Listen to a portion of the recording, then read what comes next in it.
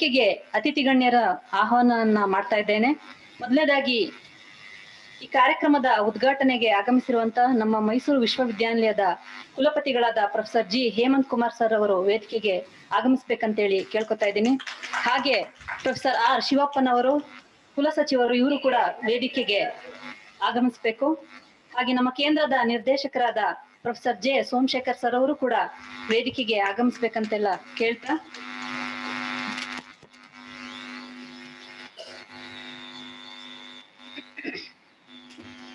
ಸಾಂವಿಧಾನಿಕ ನೈತಿಕತೆ ಎನ್ನುವುದು ಸಹಜವಾದ ಒಂದು ಭಾವುಕತೆಯಲ್ಲ. ಅದನ್ನು ಪ್ರಜ್ಞಾಪೂರ್ವಕವಾಗಿ ಬೆಳೆಸಿಕೊಳ್ಳಬೇಕು. ನಮ್ಮ ಜನತೆ ಅದನ್ನು ಇನ್ನೂ ಕಲಿಯಬೇಕಿದೆ ಎಂಬುದನ್ನು ನಾವು ಅರ್ಥ ಮಾಡಿಕೊಳ್ಳಬೇಕು.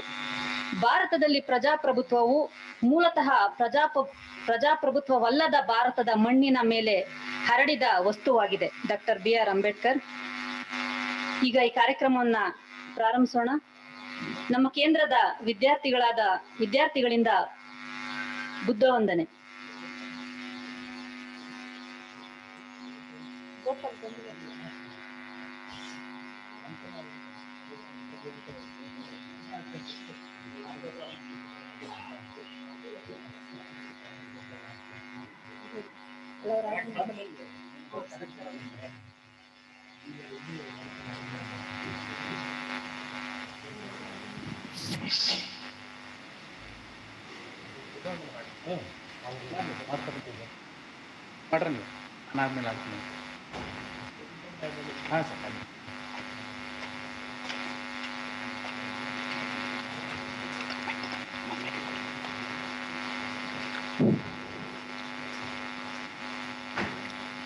ಗಣರಾಜ್ಯೋತ್ಸವ ಶುಭಾಶಯಗಳನ್ನು ಕೋರುತ್ತಾ, ಎಲ್ಲರಲ್ಲಿ ಒಂದು ವಿನಯಪೂರ್ವಕ ಮನವಿ, ದಯಮಾಡಿ ಎಲ್ಲರೂ ಎದ್ದು ನಿಂತು ಗೌರವಪೂರ್ವಕ ಬುದ್ಧ ವಂದನೆಯನ್ನು ಮಾಡ್ತಾ ಕಾರ್ಯಕ್ರಮಕ್ಕೆ ಚಾಲನೆ ನೀಡೋಣ.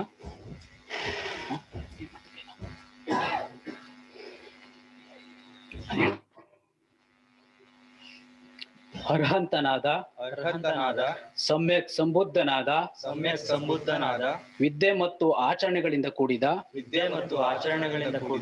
ಸೂಕ್ತವಾದ ಸನ್ಮಾರ್ಗವನ್ನು ಪಡೆದುಕೊಂಡಿರುವ ಲೋಕವನ್ನು ಬಲ್ಲ ಸರ್ವಶ್ರೇಷ್ಠನಾದ ದಮನಶೀಲರಾದವರ ಸಾರಥಿಯಾದ ಮನುಜರಿಗೆ ನೆಲೆಯೊದಗಿಸುವ ಬುದ್ಧರನ್ನು ಜೀವನ ಪರ್ಯಂತ ಅನುಸರಿಸುವ ನಿರ್ಧಾರವನ್ನು ಕೈಗೊಳ್ಳುತ್ತೇನೆ. ಗತಕಾಲದಲ್ಲಿ ಬುದ್ಧರಾಗಿದ್ದವರಿಗೆ ಭವಿಷ್ಯದಲ್ಲಿ ಬುದ್ಧರಾಗುವವರಿಗೆ ಇಂದು ಬುದ್ಧರಾಗುವವರಿಗೆ ವಂದಿಸುವೆ ಈ ಎಲ್ಲ ಮಹನೀಯರಿಗೆ. ನನಗಿನ್ನಾವ ಶರಣಾಗತಿ ಇಲ್ಲ, ಶ್ರೇಷ್ಠರಾದ ಬುದ್ಧರಿಗೆ ಶರಣು. ಇಂಥ ಸತ್ಯ ವಚನದಿಂದಲೇ ಮಂಗಳವಾಗಲಿ ನನಗೆ. ಬುದ್ಧ ಗುರುವಿನ ಪರಿಶುದ್ಧ ಪಾದಗಳಿಗೆ ಸಾಷ್ಟಾಂಗ ನಮನಗಳು. ಚರಣ ರಜಗಳಿಗೆ ನಮನಗಳು. ಬುದ್ಧರ ವಿಚಾರದಲ್ಲಿ ನನ್ನಿಂದ ಏನಾದರೂ ಅಪಚಾರವಾಗಿದ್ದರೆ ಬುದ್ಧರು ನನ್ನ ಕ್ಷಮಿಸಲಿ. ನಿರ್ವಾಣ ಪರ್ಯಂತ ಬುದ್ಧರಿಗೆ ಶರಣ ಹೋಗ ಬಯಸುತ್ತೇನೆ. ಪಂಚಶೀಲ ತತ್ವಗಳು ಮುಗಿಸ್ತೀನಿ. ನಾನು ಪ್ರಾಣಿ ಹಿಂಸೆಯಿಂದ ದೂರವಿರುವ ಶಿಕ್ಷಣವನ್ನು ಪಡೆದುಕೊಳ್ಳುವೆ.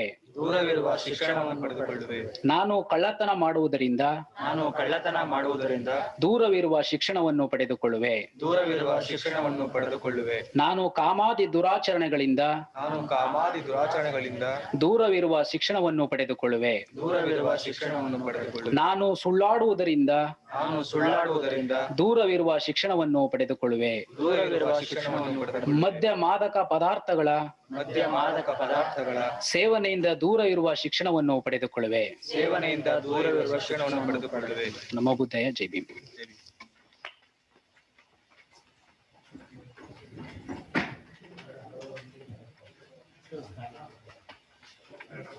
ಕಾರ್ಯಕ್ರಮಕ್ಕೆ ಬುದ್ಧ ವಂದನೆ ಮೂಲಕ ಅರ್ಥಪೂರ್ಣವಾಗಿ ಸ್ವಾಗತವನ್ನ ಮಾಡಿಕೊಟ್ಟಂತ ವಿದ್ಯಾರ್ಥಿಗಳಿಗೆ ಧನ್ಯವಾದಗಳು. ಈಗ ಈ ಕಾರ್ಯಕ್ರಮಕ್ಕೆ ಆಗಮಿಸಿರುವಂತ ಈಗ ನಮ್ಮ ಕೇಂದ್ರದ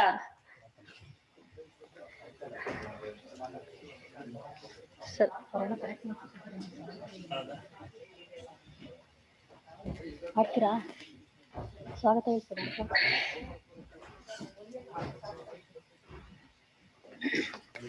ಆಗಮಿಸಿರುವಂತ ಅತಿಥಿ ಗಣ್ಯರನ್ನ ನಮ್ಮ ಕೇಂದ್ರದ ನಿರ್ದೇಶಕರು ಸ್ವಾಗತಿಸ್ಬೇಕಂತೇಳಿ ಕೇಳ್ಕೊತಾ, ಹಾಗೆ ಪ್ರಾಸ್ತಾವಿಕ ಮಾತುಗಳನ್ನು ಆಡ್ಬೇಕಂತೇಳಿ ಅವರನ್ನ ಆಹ್ವಾನಿಸ್ತಾ ಇದ್ದೀನಿ.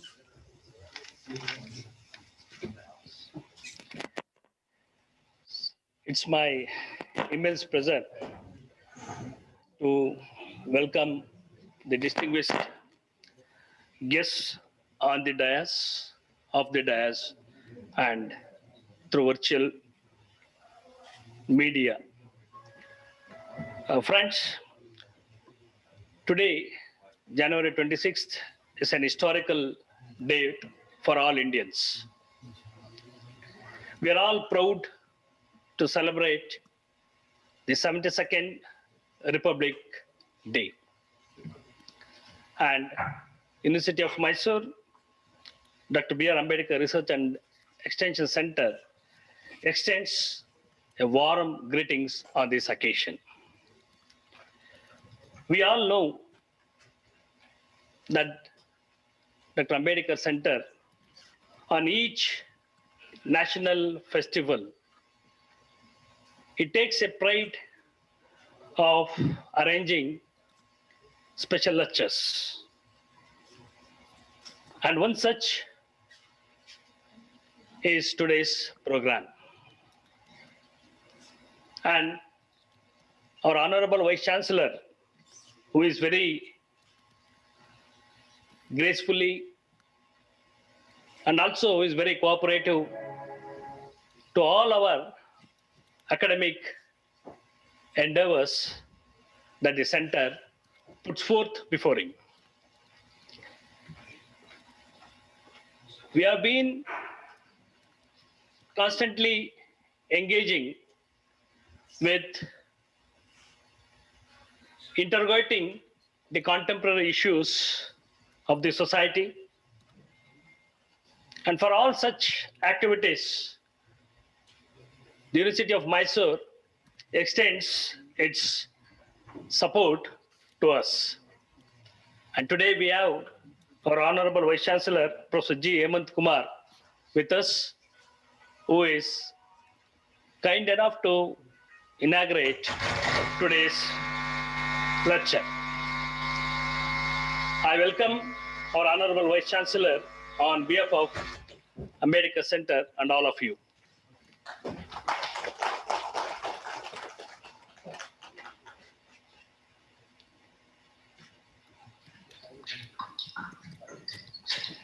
We have our registrar, Professor R. Shivappa, who is blending the academics and administration together. He is always helpful. Whenever we approach him, he responds positively. Today, he is with us. In fact, he had another engagement, but the rapport that he has with Dr. Ambedkar Center, the thoughts of Baba Saheb has made him to be with. Extend a warm welcome to our Honorable Professor R. Shivappa. When we thought of having a special lecture by an eminent personality, for us, we got many names in front of us. We selected Professor Rajiv Bhargava, who is internationally well-known scholar.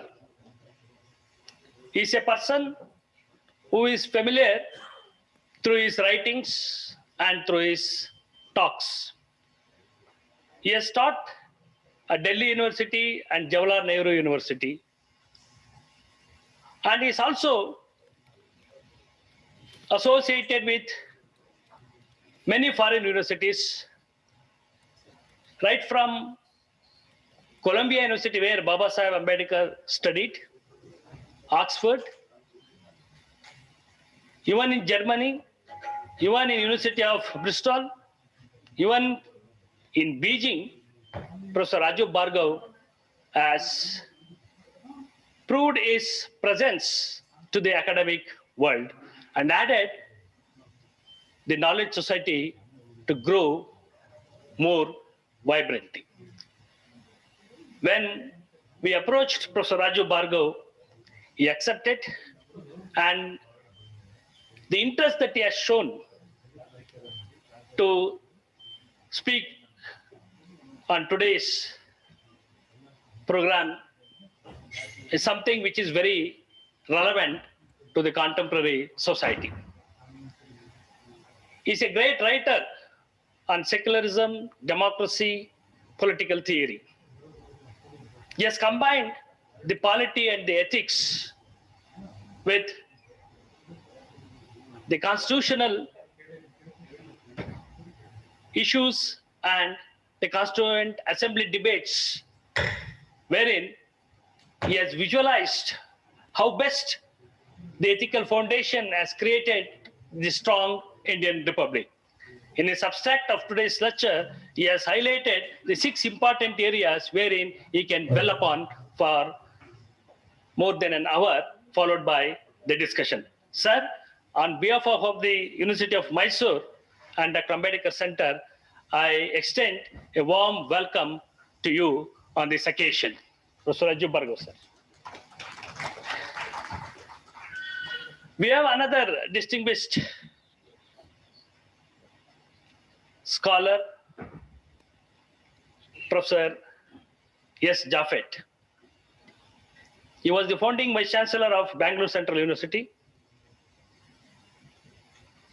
We can combine him the sociological and jurisprudent perception. That was the reason why we wanted Professor Jaffet to preside over this function.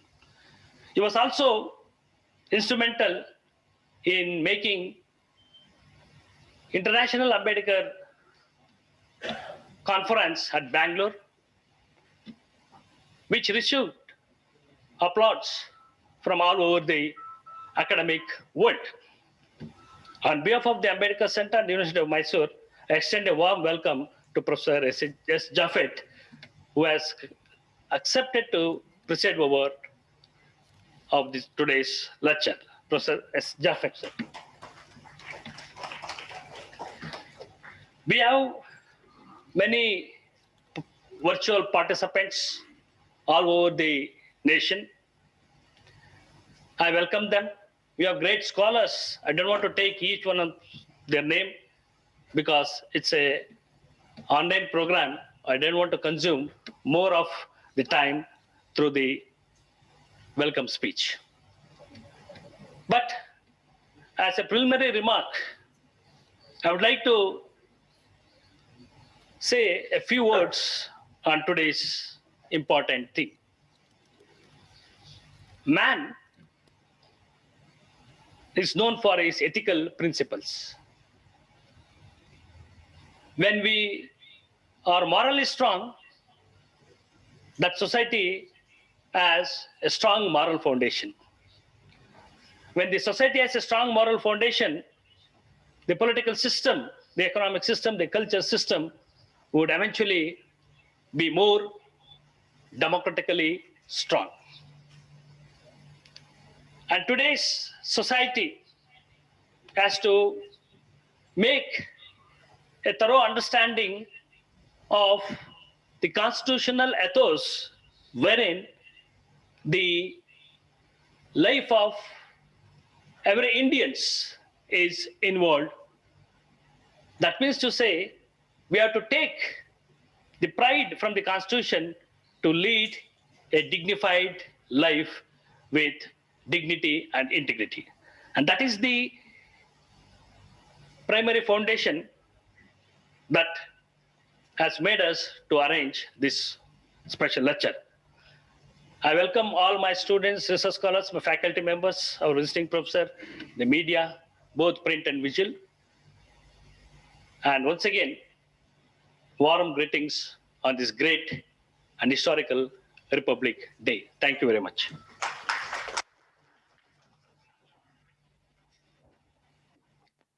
ಸ್ವಾಗತವನ್ನ ಬಯಸ್ತಂತ ನಮ್ಮ ಕೇಂದ್ರದ ನಿರ್ದೇಶಕರಿಗೂ ಕೂಡ ಈ ಕಾರ್ಯಕ್ರಮಕ್ಕೆ ಪ್ರೀತಿಪೂರ್ವಕವಾದಂತ ಸ್ವಾಗತವನ್ನ ಬಯಸ್ತೀನಿ. ಈಗ ಗೋಪಾಲ್ ಅವರಿಂದ ಒಂದು ಗೀತೆ. ವೇದಿಕೆ ಮೇಲೆ ಆಸೀನರಾಗಿರ್ತಕ್ಕಂಥ ಪ್ರೀತಿಯ ಕುಲಪತಿಗಳಾದಂಥ ಹಾಗೂ ಕುಲಸಚಿವರಾದಂಥ ಶಿವಪ್ರಸಾದ್ ಅವರಿಗೆ ನನ್ನ ನಮಸ್ಕಾರಗಳನ್ನು ತಿಳಿಸ್ತಾ, ವೇದಿಕೆ ಮುಂಭಾಗದಲ್ಲಿರ್ತಕ್ಕಂಥ ನಾವೆಲ್ಲರಿಗೂ ನಮಸ್ಕಾರ ತಿಳಿಸ್ತಾ ಹೀಗೆ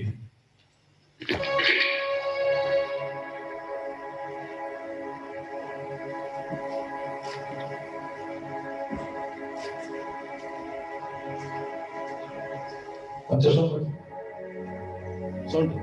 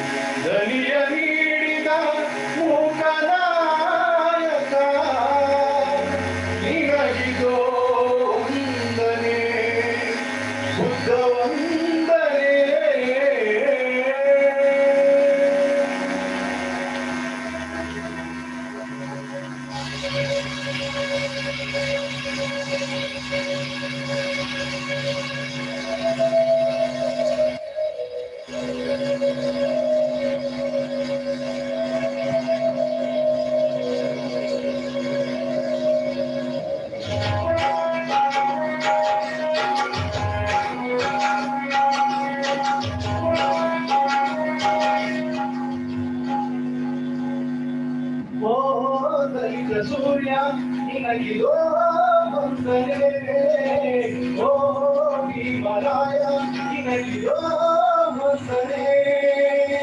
ನಿನ್ನ ಹೆತ್ತ ಭಾರತಾಂಬೆ ಪುಣ್ಯವಂತಳೋ, ನಿನ್ನ ಹೆತ್ತ ಭಾರತಾಂಬೆ ಪುಣ್ಯವಂತಳೋ.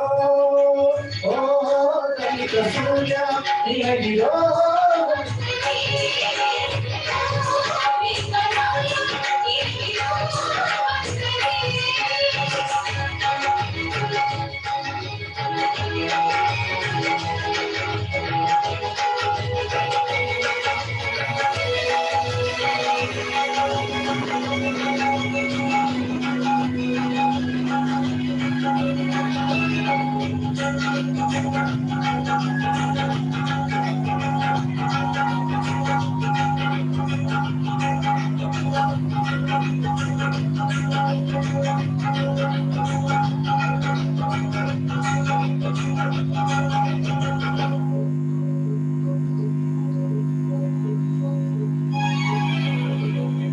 ಬಂದೆ ಕೋಟಿ ಜನರ ನೋಡಿನೊಳಗೆ ನೀನು, ಕಷ್ಟಪಟ್ಟರು ಆಗಿ ಜನರು ಎಂದು ಬಂದೆ ನೀನು.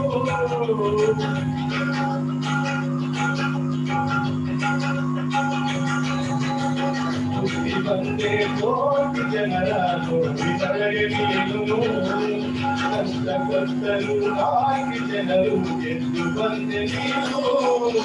ಪುಣ್ಯ ಪುರುಷ ನೀನು, ಏಕಲವ್ಯ ನೀನು, ಪುಣ್ಯ ಪುರುಷ ನೀನು, ಏಕಲವ್ಯ ನೀನು. ಮುಂದೆ ಸಾಗಲಿ ನಿನ್ನಡತವು, ಮುಂದೆ ಸಾಗಲಿ ನಿನ್ನಡತವು, ನಮಗೆ ಬೇಕಿದೆ ಚಲರು, ನಿನ್ನಂತ ಚಲವು, ನಿನ್ನಂತ ಚಲವು, ಸೂರ್ಯ ನಿನಗಿದೋ ವಂದನೆ.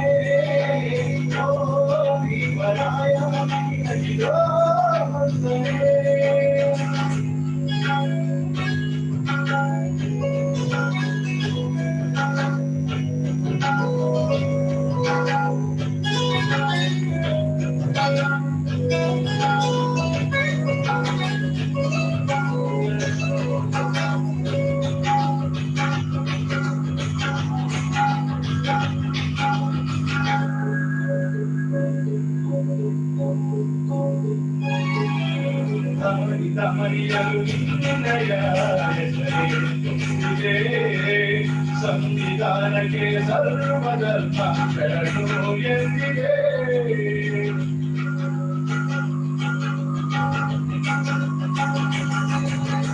ಅಮರಿತ ಮರಿಯಲು ನಿನ್ನಯ ಹೆಸರೇ ತುಂಬಿದೆ. ಸಂವಿಧಾನಕ್ಕೆ ಸರ್ವಧರ್ಮ ಶರಣು ಎಂದಿದೆ.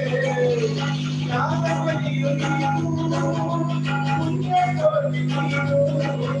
ಜ್ಞಾನಮಣಿಯು ನೀನು, ಪುಣ್ಯಕೋಟಿ ನೀನು. ಪುಣ್ಯಸಾಗರಿ ನಿನ್ನಡವರು, ಪುಣ್ಯಸಾಗರಿ ನಿನ್ನಡವರು ಕಾಯುತ್ತಿರುವರು.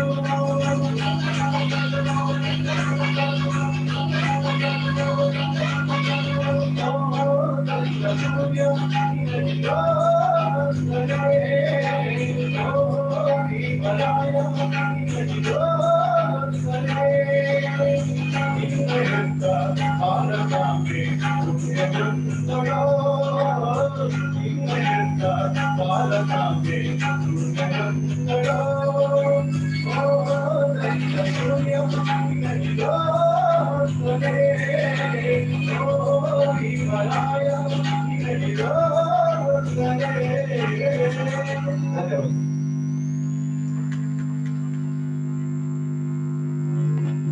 ಅತ್ಯಂತ ಶ್ರಾವ್ಯವಾಗಿ ಹಾಡೋ ಮುಖಾಂತರ ಆಡಿದಂತ ನಮ್ಮ ಕೇಂದ್ರದ ವಿದ್ಯಾರ್ಥಿ ಹಾಗೂ ಡಾಕ್ಟರ್ ಗೋಪಾಲ್ ಅವರಿಗೆ ಧನ್ಯವಾದಗಳನ್ನ ಅರ್ಪಿಸ್ತಾ ಈಗ ಉದ್ಘಾಟನಾ ಕಾರ್ಯಕ್ರಮವನ್ನ ನೆರವೇರಿಸಿಕೊಡ್ಬೇಕಂತೇಳಿ ಪ್ರೊಫೆಸರ್ ಜಿ ಹೇಮಂತ್ ಕುಮಾರ್ ಅವರು ಗೌರವಾನ್ವಿತ ಕುಲಪತಿಗಳು ಮೈಸೂರು ವಿಶ್ವವಿದ್ಯಾನಿಲಯವರನ್ನ ನಾನು ಆಹ್ವಾನಿಸ್ತಾ ಇದ್ದೀನಿ. ಅವರೊಂದಿಗೆ ವೇದಿಕೆ ಮೇಲಿರುವಂತಹ ಎಲ್ಲಾ ಗಣ್ಯರು ಸಹಕರಿಸಬೇಕು, ಜೊತೆಗೆ ಭಾಗವಹಿಸ್ಬೇಕಂತೇಳಿ ಕೇಳ್ಕೊತಾ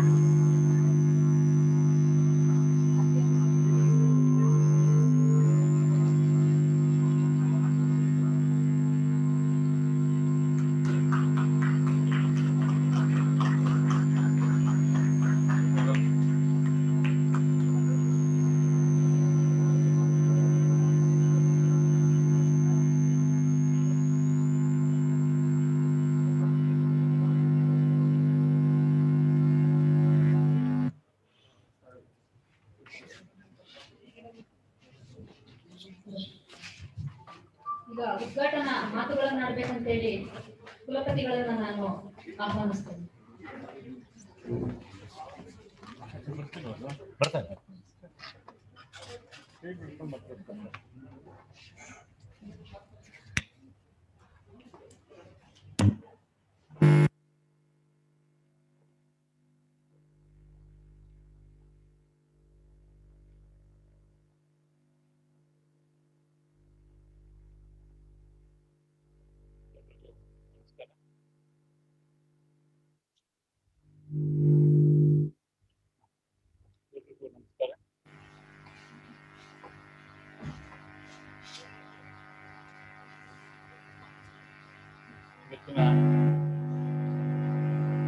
B.R. Ambedkar Research Center and Extension Center, Manasagangotri Mysuru.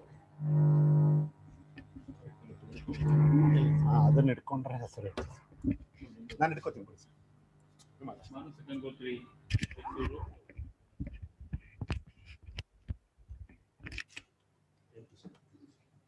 ಇವತ್ತಿನ 72ನೇ ಗಣರಾಜ್ಯ ದಿನೋತ್ಸವದ ವಿಶೇಷ ಉಪನ್ಯಾಸವನ್ನು ನಾನು ಉದ್ಘಾಟಿಸುತ್ತಿದ್ದೇನೆ. I am very happy to inaugurate 72nd Republic Day special lectures organized by B.R. Ambedkar Research Extension Center today. The dignitaries who is on online, Professor Rajiv Bhargava, Director, Institute of Indian Thought and Culture of Studies and Development Studies, Delhi, and today's the President of the function, Professor S. Jaffet, former founding Vice Chancellor, Bangalore City University, a visiting Professor, National Law School, University, School of India, my University, School of National Law, School of India, University, Bangalore. And also dignitaries on the dais, Professor Somshekhar and Professor Shivappa, Registrar of the University, and all other dignitaries who are present here, Shankar Devnur, Narendra, and all other professors, colleagues of this department, and research scholars, and also the scholars from the other departments and media friends. People, including our own being, moved by the ideologies, and they are getting tired of the government by the people. They prepare to have the government for the people and are indifferent whether it is government of the people and by the people. If we wish to preserve the constitution in which we sought to enshrine the principle of the government of the people, for the people and by the people, let us resolve not to tardy in recognition of the evils that lie across the people and also by the people. Let us resolve not by the not by the tardy recognition of the evils that is lying across the path that should be induced by the people to prefer the government for the people, to the government by the people, not to be weak in our initiative to be removed them. That is why the only way to serve the country. This is the sentence told by Dr. B.R. Ambedkar. There was a time when the India was stud by the public republics, even where there was monarchies. They were either elected or limited. They were never absolute. It was that India that was known parliaments in the parliamentary procedure. A study of the Buddhist Bhikshu Sanghas disclosed that not only there was a parliament for the Sanghas, nothing but they are the parliaments, but the Sanghas knew, they observed all the rules of the parliamentary procedures known to the modern times. They had the rules regarding the seating arrangements, the rules regarding the motions, resolutions, quorum, whip, and also counting of the votes, counting of the ballots, and censure motion and regularization, etc. Although these rules of the parliamentary procedures were applied by the Buddha to the meetings of the Sanghas, they must have borrowed them from the rules of the political assemblies functioning in the country in his time. Starting with 335 articles and 8 schedules, today we stand at over 450 articles and 12 schedules. We are nearly to have 125 amendments to the Constitution. All this denotes the vibrancy of the Indian democracy. We must make our political democracy a social democracy as well. Political democracy cannot last unless there lies at the base of the social democracy. That's what the social democracy means. What does the social democracy mean? It means that the way of life which recognizes the liberty, equality, fraternity as the principles of the life.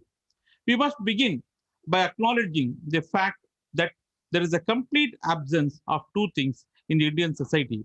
One of these is equality.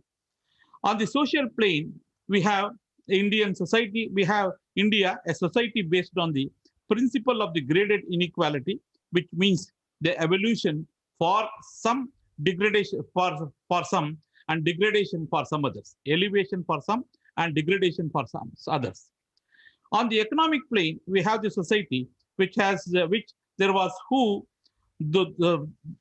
some who have immense wealth and as against many who have absolute poverty. Dr. Ambedkar said in his Constituent Assembly on 26th January 1950, we are going to enter into the life of contradictions. In politics, we have equality, and in social and economic life, we will have inequality.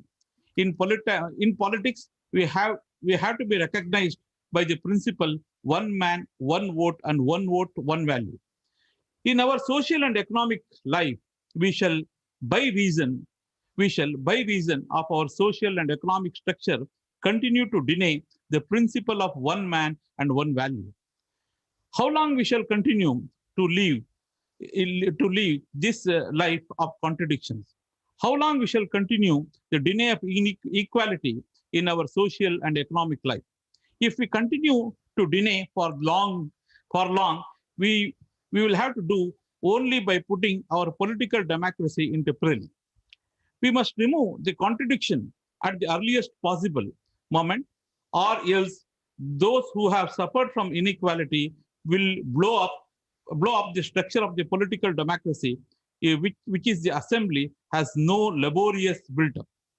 The contradiction specified by the great man is always suggested by redress, and to redress them definitely help us in making the Indian Republic strong.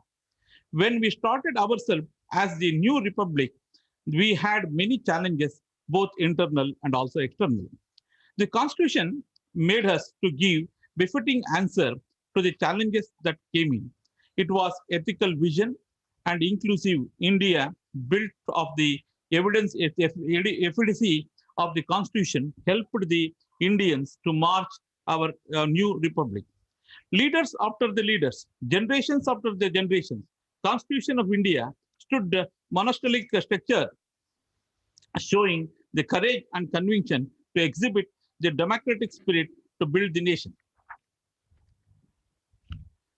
The republic character embedded in the body of the politics of the Indian nation has further enhanced skills, technique, and strategies, which is evident with working successive governments both in union and also states. Each program and policies of the government speak about the redress of the contradictions outlined by the Ambedkar in his historical last speech at the Constituent Assembly. Though the desired result is not in front of us, yet significant improvement have been definitely increased the confidence on us.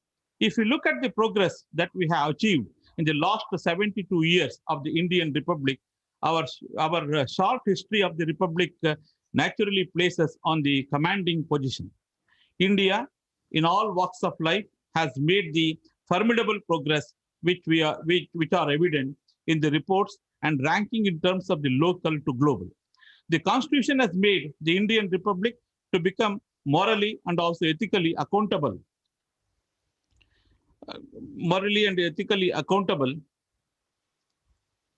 Accountable to the goals of the Constitution forefathers. The Indian economy had witnessed the enormous changes, which is not only synonymous with the development, but also to help the progress of the development. India has witnessed the Green Revolution, White Revolution, and moved to the information technology superpower nation. In social development, this Indian Republic have achieved the significant improvement in income and education and health standards. The working of the Indian Republic has attained the greater concern and attention from the world bodies and the leaders. Indian brains have contributed to the development of the science and technology, which is evident from the space and coaxium. Today, we have combat wars with the neighbors and also exhibited our talents and produced the statesmen, legal luminaries, and great educationists, architects, builders of our nation. All these were possible because of the Constitution. The Constitution builds the individual, society, and empowers each Indian to work for the true cause of the nation. Today's special lecture by the eminent academicians, thinker, and writer, Professor Rajiv Bhargava, on important theme, which is also the need of the hour, which helps to focus on ethical vision of our Constitution. Aristotle has said, man is a moral animal. What this means? This meant that the individual himself should be morally strong, which is strong philosophical ground for the human activity. The constitutional forefathers have imbibed this philosophy into the Constitution.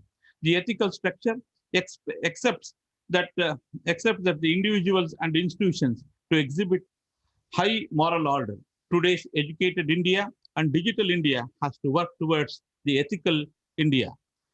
From the voters to the leaders, bureaucrats, technocrats, scientists, activists, intellectuals, judges, all have to cultivate the ethical principles enshrined in Constitution of India. The presidential remark of Professor Professor Jaffet will throw more light on where today we stand. It is my proud privilege to inaugurate this program and wish this special lecture will make everyone to introspect themselves and to cultivate the high ethical principles principles of the enshrined in the Constitution of the India. So I'm very happy to inaugurate this program once again, and this lecture, let it go with smoothly, and also let it give this proceedings of this lecture, let it come as what we call good things of the record of our university. I congratulate the organizer of this program once again. Thank you very much. ಧನ್ಯವಾದಗಳು sir. 1950ರಿಂದ ಸಂವಿಧಾನದ ಅಡಿಯಲ್ಲಿ ಭಾರತದ ಗಣರಾಜ್ಯ ಇಲ್ಲಿವರೆಗೂ ನಡ್ಕೊ ಬಂದಂತ ದಾರಿಯನ್ನ ಅತ್ಯಂತ ಸಂಕ್ಷಿಪ್ತವಾಗಿ ವಿವರಿಸಿದ್ದೀರಿ. ತಮಗೆ ನಮ್ಮ ಕೇಂದ್ರದ ಪರವಾಗಿ ಹಾಗೂ ವಿಶ್ವವಿದ್ಯಾನಿಲಯದ ಪರವಾಗಿ ಪ್ರೀತಿಪೂರ್ವಕ ಧನ್ಯವಾದಗಳನ್ನು ಅರ್ಪಿಸ್ತಾ, ಈಗ ಕುಲಸಚಿವರಾದ ಪ್ರೊಫೆಸರ್ ಆರ್ ಶಿವಪ್ಪನವರು ಒಂದೆರಡು ಮಾತಾಡ್ಬೇಕಂತ ಹೇಳಿ ಕೇಳ್ಕೊತೀನಿ.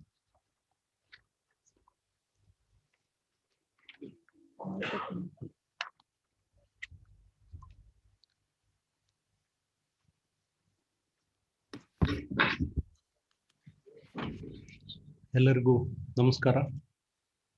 ಮೈಸೂರು ವಿಶ್ವವಿದ್ಯಾನಿಲಯದ ಡಾಕ್ಟರ್ BR ಅಂಬೇಡ್ಕರ್ ಸಂಶೋಧನಾ ಹಾಗೂ ವಿಸ್ತರಣಾ ಕೇಂದ್ರ ಮಾನಸ ಗಂಗೋತ್ರಿ ಮೈಸೂರು ಇವರು ನಮ್ಮ 72ನೇ ಗಣರಾಜ್ಯೋತ್ಸವದ ಅಂಗವಾಗಿ ಇವತ್ತು ವಿಶೇಷ ಉಪನ್ಯಾಸವನ್ನ ಆಯೋಜಿಸಿರುವಂಥದ್ದು, ಸಂಘಟಿಸಿರುವಂಥದ್ದು ಅತ್ಯಂತ ಅರ್ಥಪೂರ್ಣವಾದಂಥ ಒಂದು ಕಾರ್ಯಕ್ರಮ.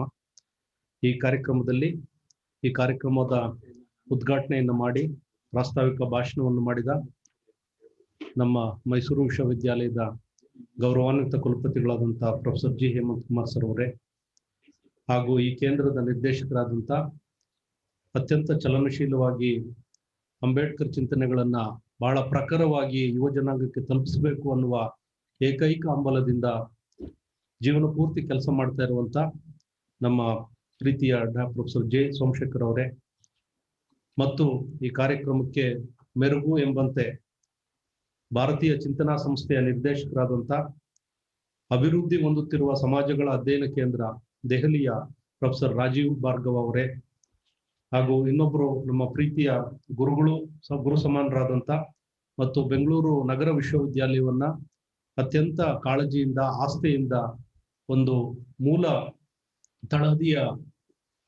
ತಳಹದಿಯನ್ನ ಹಾಕಿ ವಿಶ್ವವಿದ್ಯಾಲಯಕ್ಕೆ ಒಂದು ಗೌರವ ಘನತೆಯ ಹಿರಿಮೆಯನ್ನ ತಂದುಕೊಟ್ಟಿರುವಂತ ಈಗ ವಿಶ್ರಾಂತ ಸಂಸ್ಥಾಪಕ ಕುಲಪತಿಗಳಾದಂಥ ನಮ್ಮ ಪ್ರೊಫೆಸರ್ ಎಸ್ ಜಾಫೆಟ್ ಅವರೇ, ಹಾಗೂ ಇದೇ ಸಂಸ್ಥೆಯಲ್ಲಿ ಕೆಲಸ ನಿರ್ವಹಿಸ್ತಾ ಇರುವಂತ ಇನ್ನೊಬ್ಬ ಗೆಳೆಯರು ಡಾಕ್ಟರ್ ಎಸ್ ನರೇಂದ್ರ ಕುಮಾರ್ ಅವರೇ, ಮತ್ತು ಸಂದರ್ಶಕ ಪ್ರಾಧ್ಯಾಪಕರಾದಂಥ ಬಸವರಾಜ್ ದೇವನೂರ್ ಸರ್ ಅವರೇ, ಎಲ್ಲ ಅಧ್ಯಾಪಕ ಮಿತ್ರರು, ಸ್ನೇಹಿತರು, ಮಾಧ್ಯಮ ಮಿತ್ರರು ಎಲ್ಲರೂ ಇಲ್ಲಿ ಆಗಮಿಸಿದಿರಿ. ಈ ಅಂಬೇಡ್ಕರ್ ಸಂಶೋಧನಾ ಮತ್ತು ವಿಸ್ತರಣಾ ಕೇಂದ್ರದಲ್ಲಿ ಏನೇ ಕಾರ್ಯಕ್ರಮಗಳು ನಡೀಲಿ ಬಹಳ ಚೊಕ್ಕವಾಗಿ, ಬಹಳ ಅರ್ಥಪೂರ್ಣವಾಗಿ ನಡೆಯುತ್ತೆ ಅಂತ ನನ್ನ ಒಂದು ಭಾವನೆ. ಇತ್ತೀಚೆಗೆ ನಮ್ಮ ಈ ಬದಲಾದ ಸಂದರ್ಭದಲ್ಲಿ ಕೋವಿಡ್ ಕಾರಣಕ್ಕೋಸ್ಕರ ಪ್ರೇಕ್ಷಕರು ಮತ್ತು ವೀಕ್ಷಕರು ಎನ್ನುವ ಹಾಗೆ ಆನ್ಲೈನ್ ಅಲ್ಲೂ ಕೂಡ ಬರ್ತಾ ಇದ್ದಾರೆ. ಯಾಕಂದ್ರೆ ಇಲ್ಲಿ ಯಾರು ಬರ್ಲಿಕ್ಕೆ ಆಗೋದಿಲ್ವೋ ಅವ್ರು ಆನ್ಲೈನ್ ಅಲ್ಲಿ ನೋಡ್ಕೊಳ್ಳುವಂತ ಒಂದು ದೊಡ್ಡ ಒಂದು ವ್ಯವಸ್ಥೆ ಆಗಿದೆ. ಅದು ನಿಜಕ್ಕೂ ಒಳ್ಳೆಯದೇನೆ. ಅದು ನಮ್ಗೆ ಕೋವಿಡ್ ಇಂದ ನಾವು ಇನ್ನೊಂದು ತಾಂತ್ರಿಕತೆಯನ್ನ ಚೆನ್ನಾಗಿ ಬಳಸ್ಕೊಳ್ಳುವಂತ ಒಂದು ಮಟ್ಟಕ್ಕೆ ನಾವು ಹೋಗಿದ್ದೀವಿ. ಹಾಗಾಗಿ ನಿಜಕ್ಕೂ ಅದಕ್ಕೆ ನಾವು ಧನ್ಯರಾಗಿದ್ದೀವಿ. ಅನೇಕ ಜನ ಇವತ್ತು ಅಲ್ಲಿಂದ ದೂರಗಳಿಂದಲೇ ನೋಡ್ತಾ ಇದ್ದಾರೆ. ಕಾರ್ಯಕ್ರಮಗಳನ್ನು ಸಂಘಟನೆ ಮಾಡೋದಕ್ಕೆ ಸ್ವಲ್ಪ ಮಟ್ಟಿಗೆ ಈ ತಾಂತ್ರಿಕತೆ ನಮ್ಗೆ ಸಹಾಯ ಮಾಡಿದೆ. ಹಾಗಾಗಿ ಸುಮಾರು 100ಕ್ಕೂ ಜಾಸ್ತಿ ಜನ ಇದ್ದಾರೆ. 94 ಜನ ಪಾರ್ಟಿಸಿಪೇಟ್ ಮಾಡ್ತಾ ಇದ್ದಾರೆ. ಸೊ ಈ ಕಾರ್ಯಕ್ರಮವನ್ನ ಸಂಘಟನೆ ಮಾಡಿದ ಮತ್ತೊಬ್ಬ ಎಲ್ಲರಿಗೂ ನಾನು ಕೃತಜ್ಞತೆಗಳನ್ನು ಸಲ್ಲಿಸ್ತಾ ಈ ಸಂದರ್ಭದಲ್ಲಿ 2 ಮಾತನ್ನ ಹೇಳಲಿಕ್ಕೆ ಇಷ್ಟಪಡ್ತೇನೆ. ಭಾರತ ಸ್ವಾತಂತ್ರ್ಯ ಬರೋದಕ್ಕಿಂತ ಮುಂಚೆ ಹರಿದು ಹಂಚೋಗಿತ್ತು. ರಾಜರು, ಸಾಮಂತ ರಾಜರು, ಅವರು ಕೈ ಕೆಳಗಿರೋರು ಭೌಗೋಳಿಕವಾಗಿ ತಮ್ಮದೇ ಆಸ್ತಿ ಅನ್ನುವ ರೀತಿಯಲ್ಲಿ ಎಲ್ಲೆಲ್ಲೋ ಕೋಟೆ ಕೊತ್ತಲೆಗಳನ್ನ ಮಾಡಿಕೊಂಡು ಅವರು ಪ್ರದೇಶಕ್ಕೆ ಅವರೇ ರಾಜರು, ಅವ್ರು ಹೇಳಿದ್ದೇ ರೂಲು, ಅವ್ರು ಹೇಳಿದ್ದೇ ನಡೆ ನುಡಿ. ಆಮೇಲೆ ಒಂದು ಅವ್ರಿಗೆ ಕೆಲವರು ಕಾಲಾಳು, ಕೈಯಾಳು, ಮತ್ತೊಬ್ರು ಹೀಗೆ ಎಲ್ಲ ಕಟ್ಕೊಂಡಿದ್ರು. ನಮಗೂ ನಿಮ್ಗೆ ಎಲ್ರಿಗೂ ಗೊತ್ತಿರುವಂಥದ್ದೇ ಅದು. ಈ ತರದ ಇದ್ದ ಒಂದು ಸ್ಥಿತಿಯನ್ನ, ಎಷ್ಟೋ ವರ್ಷಗಳು ಇದ್ದಂತ ಒಂದು ಸ್ಥಿತಿಯನ್ನ ಸ್ವಾತಂತ್ರ್ಯ ಅನ್ನುವಂತ ಒಂದು ಶಬ್ದ ಅಥವಾ ಸ್ವಾತಂತ್ರ್ಯ ಅನ್ನುವಂತ ಒಂದು ಪರಿಕಲ್ಪನೆ ನಮ್ಮೆಲ್ಲರನ್ನ, ಇಡೀ ಭಾರತದಾದ್ಯಂತ ಎಲ್ಲ ಜನರನ್ನ ಒಗ್ಗೂಡಿಸ್ತು. ಅದಕ್ಕೆ ಅನೇಕ ಮಹನೀಯರು ತಮ್ಮ ಜೀವನವನ್ನೇ ಮುಡುಪಾಗಿಟ್ಟು ಸ್ವಾತಂತ್ರ್ಯ ಹೋರಾಟದಲ್ಲಿ ಭಾಗವಹಿಸಿದ್ರು. ಸ್ವಾತಂತ್ರ್ಯ ಬಂದ್ಬಿಡ್ತು, ಬ್ರಿಟಿಷರು ನಮ್ಮನ್ನ ಬಿಟ್ಟು ಹೋದ್ರು. ಆದ್ರೆ ಬಂದ ಮೇಲೆ ನಮ್ಮ ಆಟಿಟ್ಯೂಡ್ಗಳೆಲ್ಲ ಬದಲಾದ್ವಾ? ತತ್ಕ್ಷಣ ಬದಲಾಗ್ಬಿಡ್ತಾ? ಅದು ಬದಲಾಗ್ಲಿಲ್ಲ. ನಮ್ಮೆಲ್ಲರನ್ನ ಒಟ್ಟಿಗೆ ಕರೆದುಕೊಂಡು ಹೋಗುವಂತ, ಎಲ್ಲರನ್ನ ಒಟ್ಟಿಗೆ, ಎಲ್ಲರೂ ಹೇಗಿದ್ರೋ ಎಲ್ಲರ ಒಂದು ಅವಕಾಶಗಳನ್ನ ಆದಿಯಾಗಿ ಎಲ್ಲರ ಜೀವನವನ್ನ ಅರ್ಥ ಮಾಡಿಕೊಂಡು ನಮ್ಮೆಲ್ಲರನ್ನ ನಿಭಾಯಿಸುವಂತ, ನಮ್ಮೆಲ್ಲರನ್ನ ಆಡಳಿತ ನಡೆಸುವಂತ ಒಂದು ಕಾನೂನಿನ ಚೌಕಟ್ಟು ನಮ್ಗೆಲ್ರಿಗೂ ಬೇಕಾಗಿತ್ತು. ಆ ಕಾನೂನಿನ ಚೌಕಟ್ಟು ಇಲ್ಲದೆ ಇದ್ರೆ ಮನುಷ್ಯ ಮತ್ತೆ ತಿರುಗಿ ನಾವು ಹರಿದು ಹಂಚಿ ಹೋಗಿದ್ದಂತ ಇಂದಿನ ಭಾರತ ಏನಿತ್ತಲ್ಲ ಹಾಗೇನೆ ಇರ್ಬೇಕಾಗಿತ್ತು. ಅವ್ರು ಯಾರೋ ಒಬ್ರು ಹೇಳಿದ್ರು, ಅವನು ಹೇಳಿದ್ರು, ಇನ್ನೊಂದು ಇದಂತ ನಡಿಬೇಕಾಗಿತ್ತು. ಅದಕ್ಕೆ ಇಷ್ಟು ದೊಡ್ಡ ದೇಶ, ವಿವಿಧತೆಗಳನ್ನ ಇರುವಂತ ನಮ್ಮ ದೇಶ, ಇಷ್ಟು ಭಾಷೆಗಳಿರುವಂತ ದೇಶ, ಇಷ್ಟು ಆಹಾರ ಪದಾರ್ಥ ಪದ್ಧತಿಗಳನ್ನ ಇರುವಂತ ದೇಶ, ಇಷ್ಟು ಸಂಸ್ಕೃತಿಯ ವಿಭಿನ್ನ ಬಗೆಗಳಿದ್ದಂತ ದೇಶದಲ್ಲಿ ಒಂದು ಕಾನೂನಿನ ಚೌಕಟ್ಟನ್ನ ರೂಪಿಸ್ಲಿಕ್ಕೆ ಎಷ್ಟು ದೊಡ್ಡ ಸಾಹಸ ಮಾಡಬೇಕು, ಎಷ್ಟು ದೊಡ್ಡ ಅಧ್ಯಯನ ಬೇಕು, ಎಲ್ಲರನ್ನೂ ಒಳಗೊಳ್ಳುವಂತ ಒಂದು ಕಾಳಜಿಗಳು ಬೇಕು. ಅಲ್ಲಿ ಯಾರೋ ಉತ್ತರ ಭಾರತದಲ್ಲಿ ಒಂಥರ ಇದೆ, ದಕ್ಷಿಣ ಭಾರತದಲ್ಲಿ ಒಂಥರ ಇದೆ, ಆದಿವಾಸಿ ಜನಾಂಗ ಒಂಥರ ಇದ್ದಾರೆ, ಬೇರೆ ಬೇರೆ ಜಾತಿಗಳ ಜನರು ಒಂದೊಂದ್ ತರ ಇದ್ದಾರೆ. ಇವೆಲ್ಲರನ್ನು ಒಗ್ಗೂಡಿಸಿ ಒಂದು ಕಾನೂನಿನ ಚೌಕಟ್ಟಿನಲ್ಲಿ ನಾವು ಮಾಡ್ಬೇಕು ಅಂತಂದಾಗ ಎಷ್ಟು ದೊಡ್ಡ ಟಾಸ್ಕ್ ಇದು. ಇಂಥ ದೊಡ್ಡ ಟಾಸ್ಕ್ ಅನ್ನ ಎಷ್ಟು ವರ್ಷಗಳು ಕೂಡ ಅಂಬೇಡ್ಕರ್ ಅವರ ನೇತೃತ್ವದಲ್ಲಿ ಎಲ್ಲ ದೇಶಗಳು, ಆ ಕಾಲಕ್ಕೇನೆ ಪ್ರವರ್ಧಮಾನಕ್ಕೆ ಬಂದಿದ್ದಂತ ಎಲ್ಲ ದೇಶಗಳ ಸಂವಿಧಾನಗಳನ್ನ ಹಗಲು ರಾತ್ರಿ ಎನ್ನದೆ ಓದಿ ಅದನ್ನ ಜೀರ್ಣಿಸ್ಕೊಂಡು ಯಾವುದು ಒಳ್ಳೆ ಅಂಶಗಳಿದೆ, ನಮ್ಮನ್ನ ಯಾವ ಅಂಶಗಳು ಎಲ್ಲವನ್ನೂ ಒಳಗೊಳ್ಳುತ್ತೆ, ಎಲ್ಲರನ್ನೂ ಒಳಗೊಳ್ಳುತ್ತೆ, ಎಲ್ಲರಿಗೂ ಒಳ್ಳೇದಾಗುತ್ತೆ ಅನ್ನುವಂತ ಅಂಶಗಳನ್ನ ಸೇರಿಸ್ಕೊಂಡು ನನಗೆ ಗೊತ್ತಿರೋ ಮಟ್ಟಿಗೆ ಮಿನಿಮಮ್ ಒಂದು 22 ದೇಶಗಳ ಆಗಿದ್ದಂತ ಪ್ರವರ್ಧಮಾನದಲ್ಲಿದ್ದಂತ ಸಂವಿಧಾನಗಳನ್ನ ಅತ್ಯಂತ ಆಳವಾಗಿ ಅಧ್ಯಯನ ಮಾಡಿ ಅಂಬೇಡ್ಕರ್ ಅವರು ಅದನ್ನ ಇವತ್ತು ಭಾರತಕ್ಕೆ ಒಂದು ಸಂವಿಧಾನ ಅಂತೇಳಿ ತಂದ್ಕೊಟ್ರು. 1949 ಇಸ್ವಿ ನವೆಂಬರ್ 26ನೇ ತಾರೀಕು ಸಂವಿಧಾನದವನ್ನ ದೇಶಕ್ಕೆ ಅರ್ಪಿಸಿದ್ರು ಕೂಡ ಅದು ಬಂದಿದ್ದು ಒಂದು ತಿಂಗಳ ನಂತರ, ಒಂದು ತಿಂಗಳು ನವೆಂಬರ್, ಡಿಸೆಂಬರ್, ಜಾನ್ವರಿ 2 ತಿಂಗಳ ನಂತರ ಅದು ಚಾಲ್ತಿಗೆ ಬರುತ್ತೆ. ಜನವರಿ 26, 1950 ಇಸ್ವಿನಲ್ಲಿ 2 ತಿಂಗಳ ನಂತರ ಅದು ಚಾಲ್ತಿಗೆ ಬರುತ್ತೆ. ಆದ್ರೆ ಬಂದ ತಕ್ಷಣವೇ ನಮ್ಮಂತ ದೇಶದಲ್ಲಿ, ಇಷ್ಟು ವಿವಿಧತೆಯಲ್ಲಿರುವಂತ ದೇಶದಲ್ಲಿ ಏನೆಲ್ಲ ಕಿತ್ತಾಟ ಆಗ್ಬೋದಾಗಿತ್ತು, ಅದು ಸರಿ ಇಲ್ಲ, ಇದು ಸರಿ ಇಲ್ಲ, ಹಾಗೆ ಹೀಗೆ ಅಂತೇಳಿ ಏನೆಲ್ಲ ಕಿತ್ತಾಟ ಆಗ್ಬೋದಾಗಿತ್ತು. ಆದ್ರೆ constitutional values, constitutional provisions, it has got ಒಂದು ಲಾಂಗ್ ಸ್ಟ್ಯಾಂಡಿಂಗ್ ಅಥವಾ ಒಂದು ಸಾರ್ವಕಾಲಿಕ ಮೌಲ್ಯಗಳನ್ನ ಅದು ಒಳಗೊಂಡಿರೋದ್ರಿಂದನೇ ಇಷ್ಟು ತಿದ್ದುಪಡಿಗಳನ್ನ ಅದು ಮಾಡ್ಕೊಳ್ಳಿಕ್ಕೆ ಸಾಧ್ಯ ಆಗ್ಲಿಲ್ಲ. ಈಗ ನಮ್ಮಂತ ದೊಡ್ಡ ದೇಶದಲ್ಲಿ 104 ಅಷ್ಟೇ ತಿದ್ದುಪಡಿಗಳಾಗಿರೋದು, ಕಾನ್ಸ್ಟಿಟ್ಯೂಷನಲ್ ಅಮೆಂಡ್ಮೆಂಟ್ಸ್ ಆಗಿರೋದು. ಏನಪ್ಪ, ನೀವು ಬೇರೆ ಕೆಲವು ದೇಶಗಳಲ್ಲಿ ಕಾನ್ಸ್ಟಿಟ್ಯೂಷನಲ್ ಅಮೆಂಡ್ಮೆಂಟ್ಸ್ ನೀವು ನೋಡಿದ್ರೆ ಇಟ್ ಈಸ್ ನಾಟ್, ನಮ್ಮ ಇಂಡಿಯಾಗೆ ಹೋಲಿಸ್ಕೊಂಡ್ರೆ ಎಷ್ಟು ಬೇರೆ ಬೇರೆ ಸಣ್ಣ ಸಣ್ಣ ಕಾರಣಗಳಿಗೆಲ್ಲ ಅವರು ಕಾನ್ಸ್ಟಿಟ್ಯೂಷನಲ್ ಅಮೆಂಡ್ಮೆಂಟ್ಸ್ ಹೋಗಿದ್ದಾರೆ. ನಮ್ಗೆ ಯಾಕೆ ಹೋಗಿಲ್ಲ ಅಥವಾ ನಾವು ಯಾಕೆ ಹೋಗಿಲ್ಲ ಅಂತಂದ್ರೆ ಅಷ್ಟು ಬಲವಾದಂತ ಸಾರ್ವಕಾಲಿಕ ಮೌಲ್ಯಗಳನ್ನ ಒಳಗೊಂಡಿರುವಂತ ಕಾನ್ಸ್ಟಿಟ್ಯೂಷನಲ್ ಪ್ರಾವಿಷನ್ಸ್ ನಮ್ಮ ಸಂವಿಧಾನದಲ್ಲಿ ಇದಾವೆ. ಬರೀ 104 ಮಾತ್ರ ಆಗಿದೆ, ಬಹಳ ಪ್ರಮುಖವಾದಂಥವು. ನಿಮ್ಗೆ ಗೊತ್ತಿರೋ ತರ ಇತ್ತೀಚೆಗೆ ಒಂದು ಮಾಡಿದ್ರು. ಆಮೇಲೆ ಕಾನ್ಸ್ಟಿಟ್ಯೂಷನಲ್ ಪ್ರಾವಿಷನ್ಸ್ ಅಥವಾ ಕಾನ್ಸ್ಟಿಟ್ಯೂಷನಲ್ ಅಮೆಂಡ್ಮೆಂಟ್ಸ್ ಮಾಡ್ಲಿಕ್ಕೆ ನಮ್ಮ ಕಾನ್ಸ್ಟಿಟ್ಯೂಷನ್ ಅಲ್ಲಿ ಅದು ಒಂದು ಪದ್ಧತಿ ಇದೆ. ಕೆಲವನ್ನ ಬಹಳ ಸುಲಭವಾಗಿ ಪಾರ್ಲಿಮೆಂಟ್ ಅಲ್ಲಿ 2/3 ಮೆಜಾರಿಟಿ ತಗೊಂಡು ಮಾಡ್ಬಿಡ್ಬೋದು. ಇನ್ನು ಕೆಲವುಗಳನ್ನ ಸ್ಟೇಟ್ಗೆ ಕಳಿಸ್ಬೇಕಾಗತ್ತೆ, ಸ್ಟೇಟ್ ಒಪ್ಪಿಗೆ ತಗೋಬೇಕಾಗತ್ತೆ. ನಮ್ಮ ಸ್ಟೇಟ್ಗಳು ಕೂಡ, ನೀವು ರಷ್ಯಾನ ಕಣ್ಮುಂದೆ ತಗೊಂಡು ನೋಡಿದ್ರೆ ಭಾರತ ಎಷ್ಟು ಬಲಿಷ್ಠ ಅನ್ನೋದಕ್ಕೆ ರಷ್ಯಾ ಹರಿದು ಹಂಚೋಟೋಯ್ತು ನಮ್ಮ ಕಣ್ಣು ಮುಂದೆನೆ. ಎಷ್ಟು ಬಲಾಢ್ಯವಾದ ದೇಶ ಯುರೋಪ್ ಅಲ್ಲಿ ರಷ್ಯಾನ್ ಕಂಡ್ರೆ ಎಷ್ಟು ಅದಕ್ಕಿಂತ ಇನ್ನೂ ಒಗ್ಗಟ್ಟಾಗಿರಕ್ ಸಾಧ್ಯ ಇಲ್ಲ ಅನ್ನೋ ತರ ಇತ್ತು.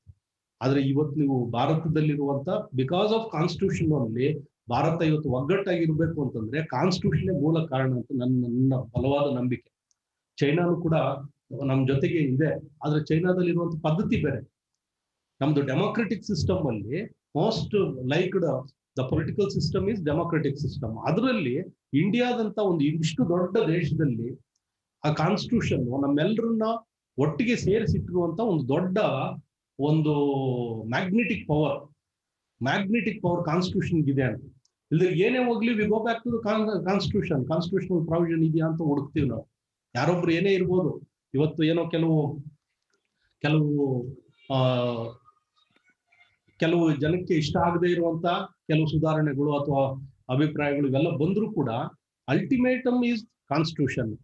ಸೊ ಹಾಗಾಗಿ ನಮ್ಮ ದೇಶಕ್ಕೆ ಈ ತರದೊಂದು ಕಾನ್ಸ್ಟಿಟ್ಯೂಷನ್ ಕೊಟ್ಟಂತ ಮಹನೀಯರನ್ನ ನಾವು ನೆನೆಸ್ಕೊಳ್ಳುವಂತ ದಿನ. ಇದನ್ನ ಸಂವಿಧಾನ ದಿನಾಚರಣೆ ಅಂತ ಹೇಳ್ಬಿಟ್ಟು ಮೊದಲು ರಿಪಬ್ಲಿಕ್ ಡೇ ಅಂತ ಹೇಳಿ ಕರಿತಿದ್ವಿ.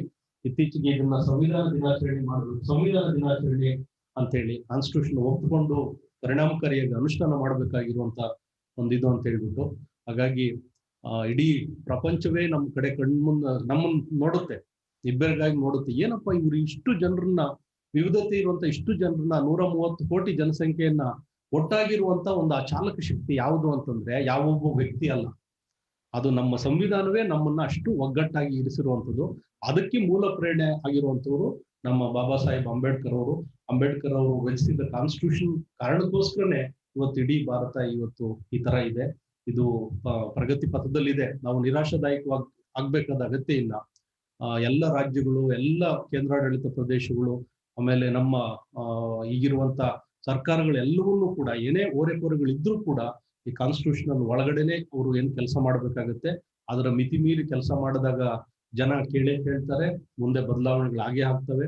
ಯಾವುದು ಕೂಡ ಶಾಶ್ವತ ಅಲ್ಲ, ಕಾನ್ಸ್ಟಿಟ್ಯೂಷನ್ ಒಂದೇ ಶಾಶ್ವತ. ಸೊ ಆ ತರದೊಂದು ಇದನ್ನ ಇವತ್ತು ಬಹಳ ಚಿಂತನಶೀಲವಾದಂತ ಒಂದು ಕಾರ್ಯಕ್ರಮ ಇದು. ಇವತ್ತು ಬಹಳ ಒಳ್ಳೆ ಪ್ರೊಫೆಸರ್ ರಾಜೀವ್ ಭಾರ್ಗವ್ ಅವ್ರ ಬಗ್ಗೆ ನಾನು ಕೇಳಿದ್ದೀನಿ. ಅವರು is a very subtle thinker and has got lots of inclusive concerns for the vulnerable and marginalized sections of the people of the country ಅಂತ. ಆಮೇಲೆ ನಮ್ಮ ಜಾಫೆಟ್ ಸರ್ ಕೂಡ definitely will, as hour vice chancellor pointed out, he will throw a light on the entire subject. Highly learned professor. So I wish once again happy Republic Day, Constitution Day, and wonderful listening, effective learning from all the whoever is present here and also whoever is doing online. Once again, I congratulate the organizers, especially Professor J. Somshekhar, Professor Narendra Kumar, and Basaraj Devmukar, and all our colleagues and research scholars of this institution. Definitely, this is going to fetch us a good name for the university, and we are really vibrant. In our university, this one of the best study center in the entire country, where Ambedkar thoughts are being portrayed well, and it is people are really are getting the benefits out of this one, and I am extremely happy about it. And I came here to listen to the lecture, but Somshekhar sir made me to sit here along with our Vice Chancellor. Once again, thank you for this opportunity. I wish all the best for this wonderful online and this offline program. Thank you. Thank you sir. ನಿಮ್ಮ ಮಾತನ್ನ ಖಂಡಿತ ನಾವೆಲ್ಲರೂ ಮಾನ್ಯ ಮಾಡ್ತೀವಿ. ಭಾರತದ ವೈವಿಧ್ಯಮಯ ಭಾರತವನ್ನ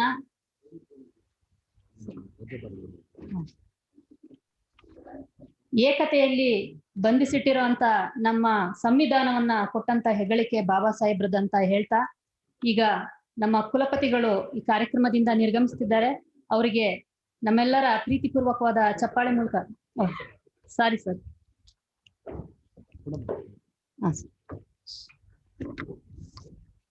Now it's the time to hear the golden words from Professor Rajiv Bhargav. Professor Rajiv Bhargav, sir, sorry for the time that we have consumed. We have dedicated more time for you and for the chairman's response. Now it's over to Professor Rajiv Bhargav.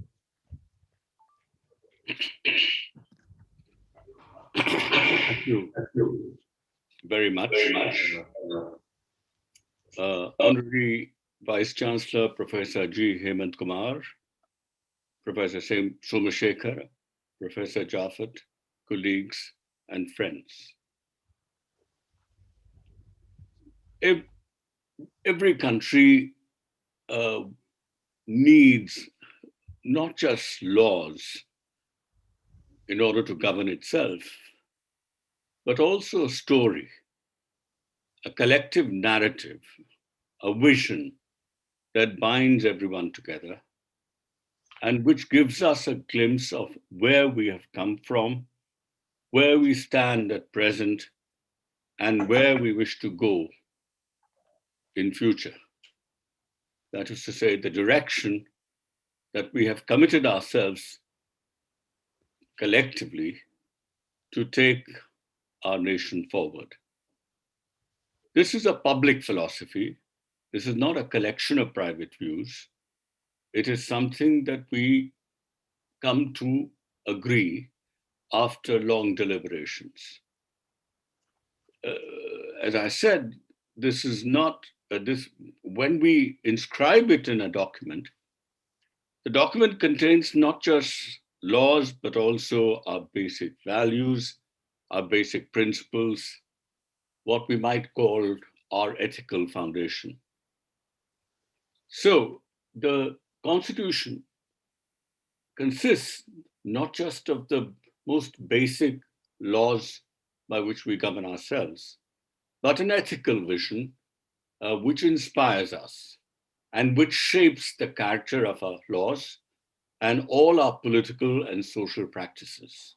At least it should shape them. Now, as we know, Dr. Ambedkar played a very important role, perhaps the most crucial role, in formulating and articulating this vision. So it is only appropriate that on this day, I begin by paying tribute to one of the greatest political and intellectual figures of the 20th century. Now, the question that I wish to ask here is, what was our original vision? I'm restricting my remarks only to articulating what that original vision was. A vision that was not only desirable for us, but also what seemed to the makers of the Constitution and the constructors of that vision, what seemed to them viable for their own society and polity. What I'm going to do today is not to evaluate that vision. Of course, I have my personal views, and I should say at the outset that I'm a great admirer of that Constitution. But I'm not going to evaluate it, nor am I going to examine its fate, what has happened to it in the last 70 years. I believe Professor Jaffet will have something to say on that. I simply want to argue here that the makers of the Indian Constitution developed a complex and nuanced ethical vision for this newly established republic. This vision, as my abstract points out, had 6 primary characteristics. First, a commitment to democracy. The vision accepted universal adult franchise and the principle of one person, one vote. Second, every person born in India, regardless of religion, gender, caste, race, or language, was entitled to be citizen of the country, and all of them were granted equal citizenship rights. This included a wide variety of personal liberties, freedom of expression, and the right to peaceable assembly. It also included the fundamental right to non-violent protest, the fundamental right to be critical of the government of the day, within the parameters of the Constitution. Third, while these rights were largely liberal democratic in character, the Constitution also accepted that some rights can be enjoyed only by communities. For example, the right to language is not a right which can be given only to one individual. That's not an individual right. It's a right that can be exercised only by all the speakers of that community. In other words, it is a right which is community specific or community based. So these collective rights allowed the people of India not only the right to belong to subnational communities, but to protect local, regional cultures. It also empowered religious communities to establish their own educational institutions so that they could, so that it could, the schools could inculcate in those children the specific religious values as desired by a particular community. Now, the Constitution accepted that some tension may develop between individual and group rights. But given the oppressive nature of conservative communities, the Vice Chancellor mentioned how our society was marked by graded inequality. And these inequalities were between communities, right? So given the oppressive nature of conservative communities, it left the resolution of this issue to the courts and to the democratic process, but the Constitution tilted somewhat in favor of individual rights. Fourth, it also accepted measures to address problems faced by those communities that had faced oppression in the past and that continue to face discrimination in the present. Fifth, without using the term secular or secularism in the original Constitution, the Constitution embodied a distinctive model of secularism that was at once Indian and modern. This secularism encouraged a stance of critical respect and a state policy of principled distance towards all religions. And finally, the Constitution, in a series of articles, also laid the foundations of what is widely called asymmetrical federalism. It gave different regions the right to govern themselves in some designated domains. So this Constitution continues to provide inspiration to millions of Indian people, particularly to those who are vulnerable, and it inspires them to change traditional hierarchical and unfree practices, without, of course, undermining the legitimate claims of those who had earlier benefited from pre-independent Indian state and society. So let me give just briefly one little historical background before I come to a detailed exposition of each of these 6 characteristics that I mentioned. I think we must recall that the Constitution making began with the 8-point resolution and aims and objectives moved by Jawaharlal Nehru on December 13, 1946, the foundation of which eventually became the preamble. The resolution defined India as an independent sovereign republic to be formed through a union of British India and Indian princely states in which all power would be derived from the people.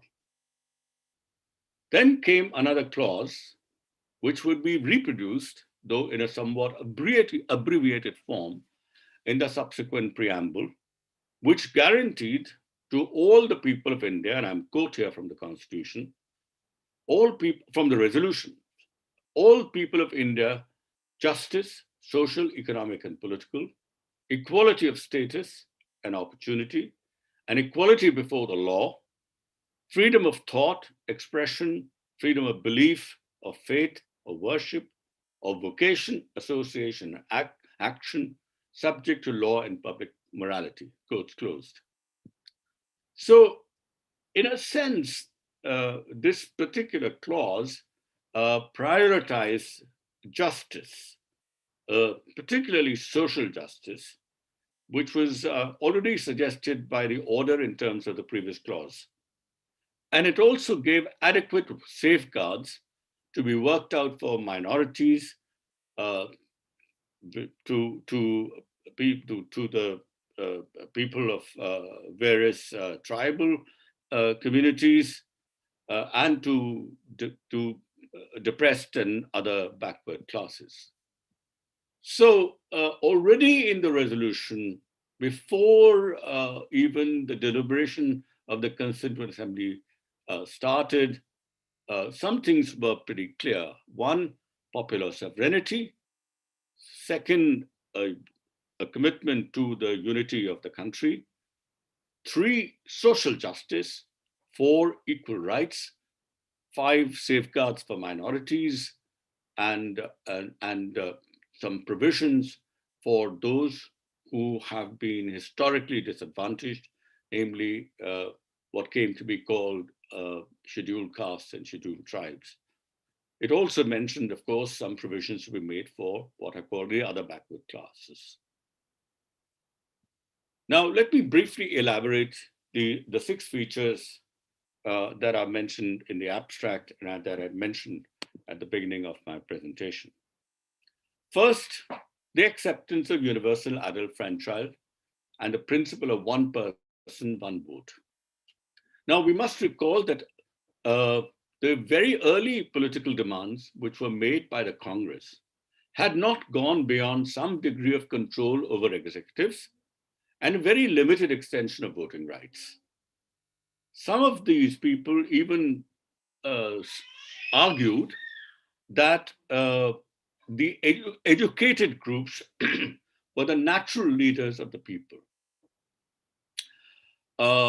They believed that those who are capable of formulating public opinion were people who had the leisure to do so, and who had the means of information and of communication, and who were above what they call menial dependence. And franchise in India, as we know, was restricted before the adoption of the Constitution. It was based on what the political scientist Robert Dahl later called the contingent principle of exclusion. That is to say, it was restricted to only those who were believed to be qualified to rule. And property and education, and sometimes even the class into which you are born, these were restrictions on who could rule and who could vote and who can claim citizenship. Now, quite clearly, this citizenship in the Indian Constitution completely opposed this idea, and it was based on what we might call the categorical principle of exclusion. It was enough to be an adult member in society and to be born in that society to qualify for full citizenship of the state. Rights of citizenship, including the right to vote, and therefore universal adult franchise, were justified by exclusive reference to this principle. In a society ravaged by persistent social inequalities and marked by a subordinate role for women within the patriarchal system, we can always wonder, how this came about. And I think one important reason was the growth of the very idea of nation. It is more or less integral to the concept of modern nation that members who comprise it are equal. And if so, and if the idea of democracy has been accepted, then no member of the said nation can be excluded from the exercise of franchise. Let me elaborate this point a little further. In 1916, 19 members of the Imperial Legislative Council, that included people as diverse as Madan Mohan Malviya, Tej Bahadur Sapru, and Muhammad Ali Jinnah, sent a signed memorandum to the Viceroy outlining a scheme of self-government for India, which claimed that without self-government, Indians in India feel that though theoretically they are equal subjects of the king, they hold a very inferior position in the British Empire. So they were working within the framework of the empire, but they were claiming that they were not treated as equal by the imperial power. And then they continued, humiliating as this position of inferiority is to the Indian mind, it is almost unbearable to the youth of India, whose outlook is broadened by education and travel in foreign parts, where they come into contact with other free races. So, in the face of these grievances and disabilities, what has sustained the people is the hope and the faith inspired by promises and assurances of fair and equal treatment by the sovereign. The signatories argued that to regain self-respect, the Indian people needed not merely good government or efficient administration, but a government that is acceptable to the people because it is responsible to them.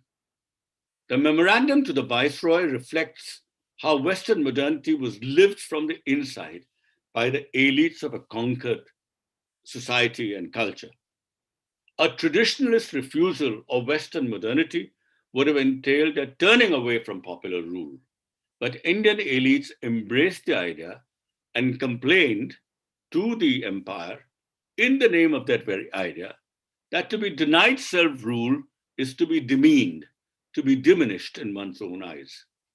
Moreover, this loss of self-esteem was a shared experience, at least a shared experience of the elites. The experience of humiliation was irreducibly collective. And so you can see that the emotional power of nationalism is derived from this register of collective pride and humiliation. Therefore, self-respect could only be restored and felt collectively. Self-government had to be a collective matter too. From then onwards, of course, they moved to more progressively towards a notion of Purna Swarajya, and it began to demand complete independence, particularly in 1929. Now, this whole issue talks about, what I've just mentioned, talked about the importance of self-government, something which, an idea which emerged from the collective humiliation felt by the elites in the way they were treated by the imperial powers. But we have to ask another question before we come to this whole idea of universal adult franchise. The question is, how large must this collectivity be?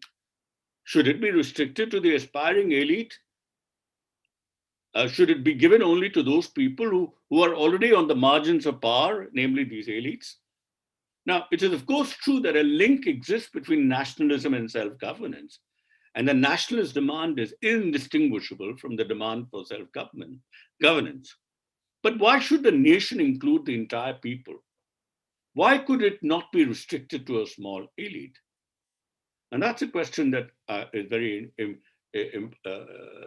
necessary to answer, because what we're asking is, why did the country not accept the earlier provision of voting only to be given to 10% of the population, to those who had property and education? Why was it not restricted only to them, and why did it get extended to everybody? I think the answer to this question actually comes from when we think a little more about the nation. You might, if you think about the idea of the nation and how a nation is built in order to oppose the empire, then a number of things have to be considered. First of all, if a people have to be united against a very strong power, then anything that divides people is to be eschewed. Communities, religious communities, if they fight only for themselves, are a source of division. The caste structure, again, is a source of division. And so it was very important that people began to think of themselves, at least partly, in abstraction from their communities and from their caste. And this meant that if you have to think of yourself as a citizen of the nation, you have to some extent, not entirely, but to some extent, you have to rid yourself of the idea that you're an exclusive member of a religious community or a member of a caste. In other words, you have to start thinking of yourself as individuals. So the nation everywhere in the world, and certainly in India as well, could not have been built if people did not abstract themselves from their social rank, from their communities and from their caste, and had not begun to think of themselves as individuals. And the moment they began to think of themselves as individuals, and the moment they distinguished themselves from their, particularly from their caste, the notion of hierarchy began to be dismantled. And the notion of equality came into being. So and once equality and individual citizenship they become important, then the idea of universal adult franchise, the idea of democracy is not very far behind. And so I would argue that it was the very idea of a nation and the very idea of nationalism that brought with it a certain notion of democracy and of popular sovereignty. The second point is that in order to fight the imperial powers, and particularly if you wanted to conduct a peaceful struggle, you needed numbers. And that meant mobilizing people, mobilizing the masses. And that mobilization would not have been possible. That commitment to come into a movement against imperial power would not have been possible if the idea of hierarchical social structure was carried with it. And so one of the major impetuses which came to the establishment of the idea of democracy, of universal adult franchise, one of these came from mass movements, again, peaceful protest movements. And you can see how the vestiges and the remnants of peaceful public protest, as you can see in the farmers' movement today and in many other movements earlier, how this idea, which was born in our anti-colonial struggle, and it stays with us even now. So the masses themselves are politicized from 1920s onwards, thanks to people like the Mahatma, and the idea of fighting a certain political power, challenging certain political power, being critical of that political power, this politicization sort of came to ordinary people very early. And so, again, both these points that I just made establish that the idea of democracy or popular sovereignty, and later the idea of one person, one vote and universal adult franchise came with this idea of, with this struggle against colonialism and the struggle for building one nation. Okay, so this establishes, as I said, the importance of the connection of universal adult franchise democracy on the one hand and our anti-colonial national struggle on the other. These were not, these were very deeply entangled and intertwined with each other. You could not disentangle them very easily. And so, you know, by 1929, by 1928, the Motilal Nehru report already reaffirmed this conception of citizenship. Section 9 of the Motilal Nehru report reiterated that every person of either sex who has attained the age of 21 is entitled to vote for the House of Representatives of Parliament, and suggested that any proposal which would of restricted franchise would be rejected.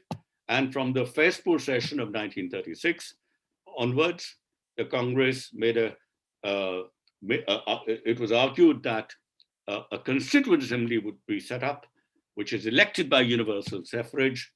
And you found that Nehru opposed the Government of India Act precisely for this reason, for not representing the will of the people. And eventually, as you know, in 1949, in a constituent assembly, which was headed by Ambedkar, it was finally agreed that universal adult suffrage would be the only mode by which popular sovereignty will be expressed.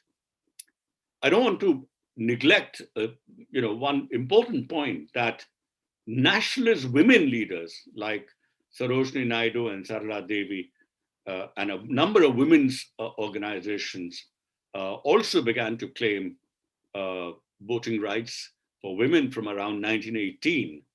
And this is quite exceptional that in India, this demand encountered remarkably little opposition from politically aware male Indians. This is a point which is made by Duncan Forbes, but also made by Sumit Sarkar in his excellent article on the historical origins of the Constitution. Now, there's another point that Sarkar makes, which we should remember. I'm still sort of on the first point about democracy, and that is that the democratic content of Indian nationalism is remarkable if you look at it from the global perspective. The Nehru Report demanded universal adult franchise 1 year before it was achieved in Britain. So when the Motilal Nehru Report demanded universal franchise did not exist in Britain. And Britain, in fact, it had taken more than a century for Britain to bring about universal adult franchise. So India had done remarkably well. Similarly, women got the vote only after some 20 years of extremely bitter suffrage campaigning in the early 20th century. Women got voting rights in Europe, in say France or in Italy, only after the Second World War. In the USA too, it was much later that, it was long after democratic elections were introduced that women got the right to vote. So even in global perspective, India had done remarkably well in 1950, when it introduced universal adult franchise. Let me now come to the second point. Every person born in India, regardless of religion, gender, caste, race, or language, was entitled to be a citizen of the country and granted equal citizenship rights. Now, citizenship, you must remember, has two dimensions. One dimension is a dimension of identity and belonging. To be a citizen is to be a member of a specific political community. And that answer there could have been two ways of responding to this issue of belonging. One, to say that only those people who belong to a particular religion, a particular creed, a particular ethnicity or race could belong to a political community. The other answer was that it doesn't matter what your religion is, it doesn't matter what your race or ethnicity or creed is. If you're born into this society, a particular society, then you are a member of the political organization of that society. You're a member of that political community, and you must be called a citizen of that polity. So that was one issue. And as I said, the Indian constitution makers decided clearly to opt for the second answer.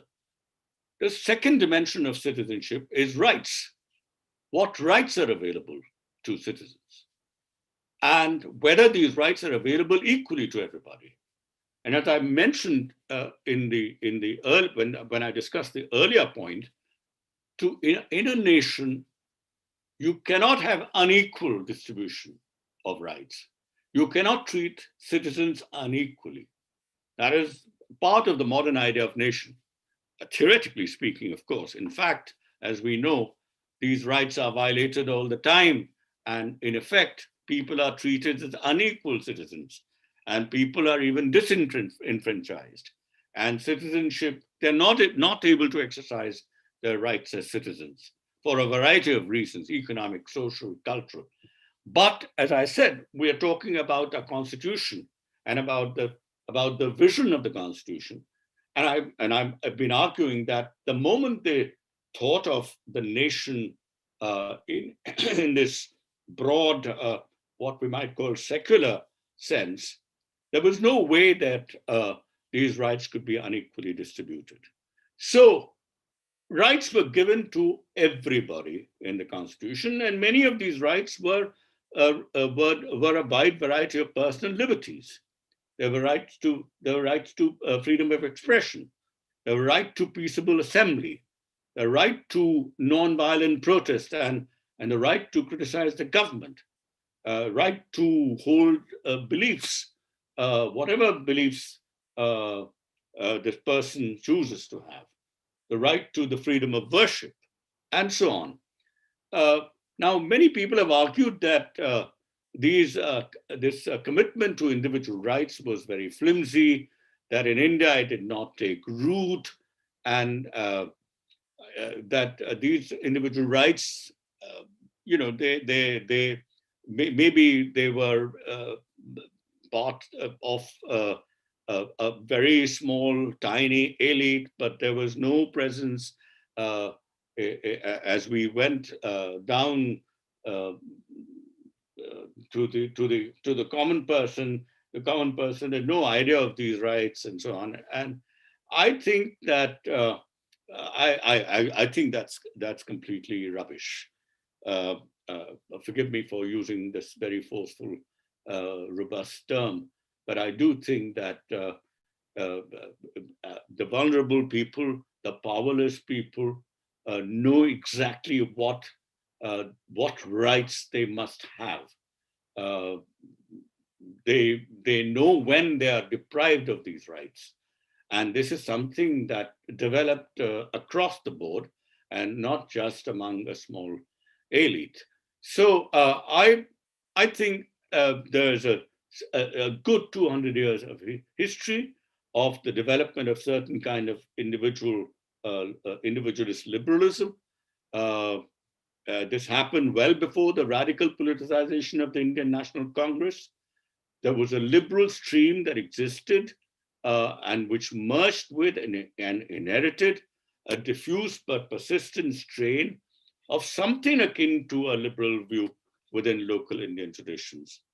And I think this is the basis of a lot of social protest movements that emerge from time to time in India.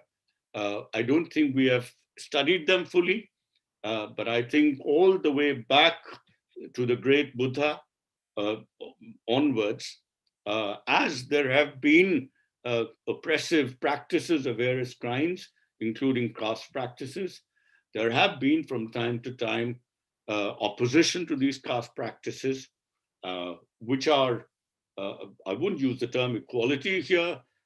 We don't know what terms people used, but certainly there were oppositional movements which both emphasized in the individual and against hierarchies and so on. So there was, if liberalism entails a certain commitment to individual equality, then I would say that there has been a strain of this individual liberalism in the past, and I don't agree. I too think that this is the idea of individual freedoms has always been contested. It's always been negated. It's always been there have been attempts made to destroy it. So the struggle has been on, but I wouldn't say that only collectivities and hierarchies. These are the only things that have always prevailed. I think there has been a contest which is going on in India for a long time. And from time to time, people have at least tried very hard to overthrow these oppressive structures. So I think this very strong anti-colonial movement which took root in India, it is although it would be right to say that some of the impetus to this movement came from modern liberal education, and people like Ambedkar are right about this. I would also say that from the time of the Buddha all the way to the 17th century, 18th century, there have been movements all over India where people have struggled to fight this. And so individual rights, this is a new language for demanding individual freedoms, but the language of rights may be new, but the language of individual freedom is not new, and this is certainly something that has a strong root, that has strong roots in India, and we should keep that in mind. Okay, now let me come to the third important feature, which is that while individual rights are important, the demands of social justice were equally important. I've already mentioned some of the roots of this, but I think in the 19th century, in fact, people tried to incorporate the idea of social justice even within the Hindu order. So, for example, Sardar K.M. Panikkar, who gave the Sarojini Naidu Memorial Lecture in 1961, argued that Indian liberalism was made up of two streams. And he argued that each had a fairly long history.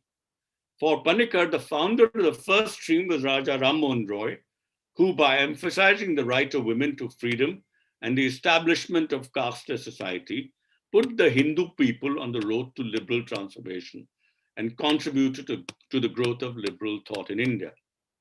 The second stream comprised of figures like Keshav Chandra Sen, M.G. Ranade, and even Swami Vivekanand, who introduced into Orthodox Hinduism at least some spirit of social justice. These people spurred a movement of reordering Hindu society, which is infused by some broader principles of social justice. Panikkar also argues that Gandhi's ascendancy within the Congress initiated a program of political action based on the same ideas for which liberalism stood.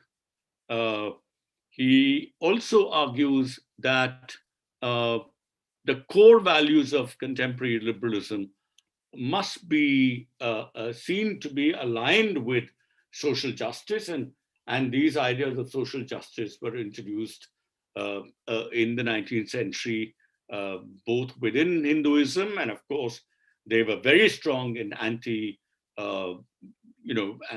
non-Hindu movements which were there, or even sometimes even anti-Hindu movements that were there. So, a concern for this idea of social justice is nowhere more evident than in the constitutional provisions for affirmative action programs. And this is my fourth point. To tackle the basic inequalities already existing in the Indian social structure, and to make the formal political empowerment of severely disadvantaged groups more effective, the introduction of constitutionally protected preferential treatment of these groups was thought to be necessary.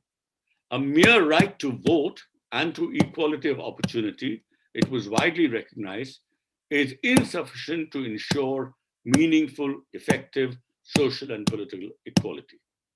Thus, apart from several general provisions to the right of equality, special constitutional measures were taken to protect and advance the interests of what were called the scheduled castes and scheduled tribes. For example, Article 334 provides for reservations for seats in legislatures for these groups. Similarly, under Article 335, the claims of scheduled castes and tribes are taken into consideration while making appointments to public services. So here, the makers of the Constitution appealed not only to backward-looking principles justifying compensation to victims of past harm, to victims of what we might call historic injustices, but also to a forward-looking liberal principle that aims at future equality and future equality of opportunity.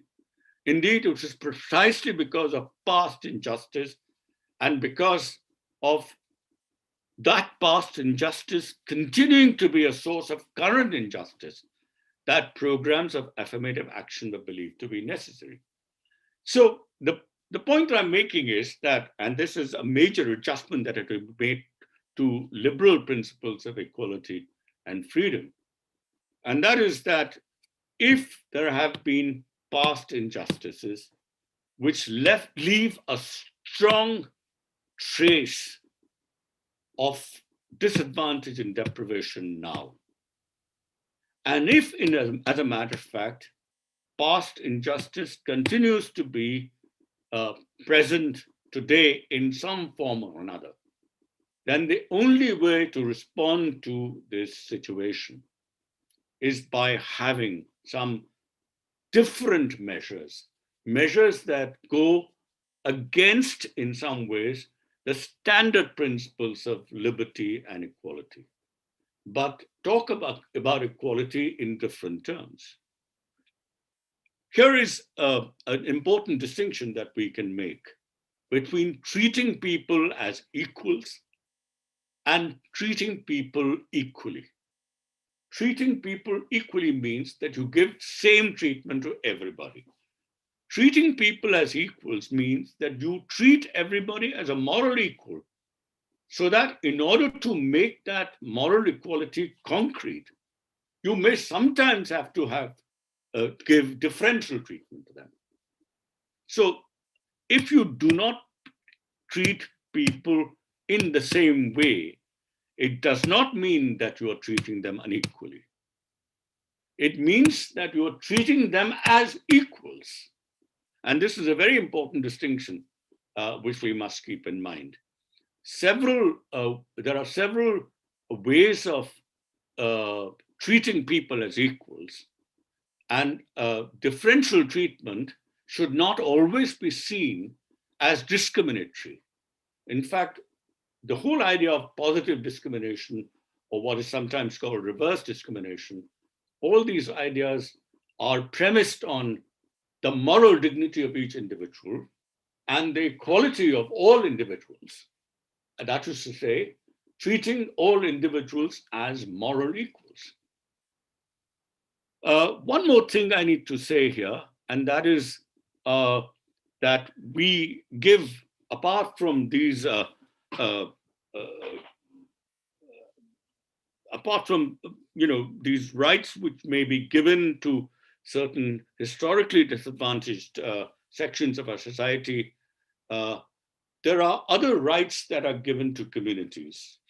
I'll talk about them separately later, but perhaps I should mention one of them now. Let's say, take the right to educational institutions. Now, that right is given to certain minority communities. The right to not only establish and maintain educational institutions this right is given not only to religious communities, but also to linguistic communities. Now, why is this right given to them? And why is this right not given to the majority? Some people have asked that. And I think the answer is very clear. The answer is that most members who belong to the majority community are able to secure certain goods routinely. There is nothing in the social structure that prevents them from achieving them. So in other words, they have this right. It's just not made explicit. It's a right that they exercise. It's not called a right because it's just assumed that it exists.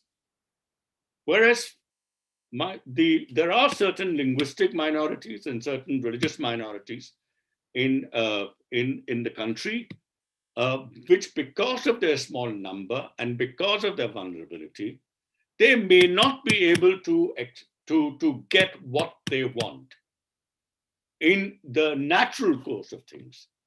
And they may need some protection by the law. And this protection is given to them in the form of these rights. So these are not privileges which are given to the minorities. Let me take another example. And I don't want to suggest that these communities are vulnerable in the same way as the physically disadvantaged. But nonetheless, this example would help to explain the precise point that I'm trying to make.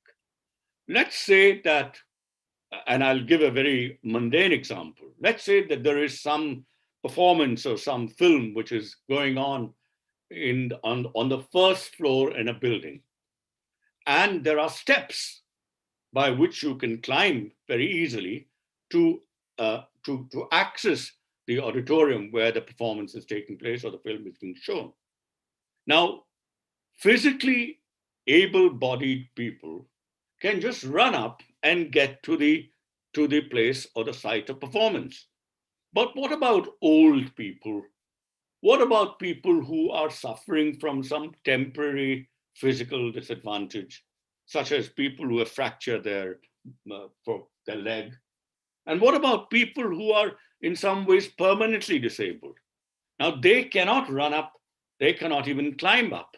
They need something else. And when you give them an escalator, or when you give them a lift to go up, you spend some resources on doing so, and you may even say that this is reserved for these people, but that's not giving them anything which is different. I mean, the means of accessing the auditorium, the means are different. But what we are giving them is the only way in which they can access the auditorium. They can't walk up, they can't run up. They can only go through that approach. It is not possible for them to go through the normal staircase. So the point that I'm trying to make is that the idea behind these two different means of access to the auditorium is that they both get to see the performance of the film.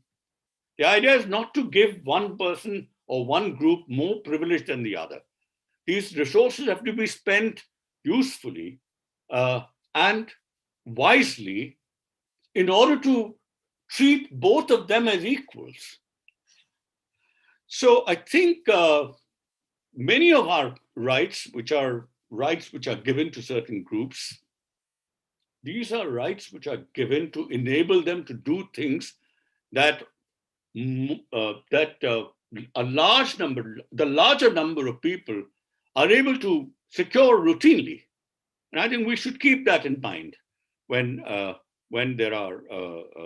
we talk about collective rights and individual rights. Having said that, I think that sometimes a real tension might exist between individual and collective rights. And I think our Constitution has wisely left that open-ended. It has left it to the courts and to the democratic process to decide whether the individual right or the collective right would prevail.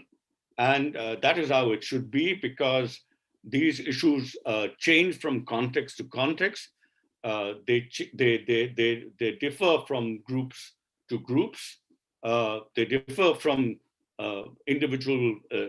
from different individual situations.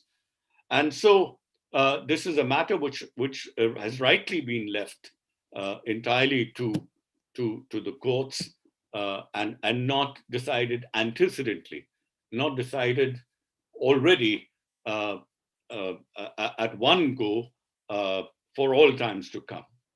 And that is the right thing to do. Let me come to the fifth and finally to the sixth. And I think I have about 5-10 minutes left. So maybe I don't have as much time as I thought, but let me just put it very quickly. A very distinctive idea of secularism, one that is completely different from what is available in the West. And I would briefly put this point in this way. What in India, the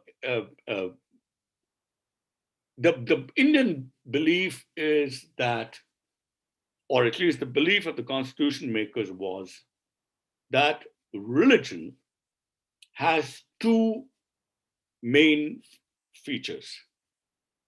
One is that it provides some kind of a vision of ethical self-fulfillment. This is done not only by religion, but also by philosophy. So there are, every religio-philosophical view gives some idea of individual or collective self-realization or self-fulfillment, some way to move from how you are placed currently to how you would like to be placed at your best. So this ethical vision gives you a motivation to dig deeper and go higher. It's a this is how all religions must be understood. All philosophies must be understood. How all religious philosophical views must be understood. The second thing, which is very important here, is that in India, there's always been a plurality of such religious philosophical visions. There has never been a single dominant vision. So some people have always believed that this ethical vision is dependent on one God.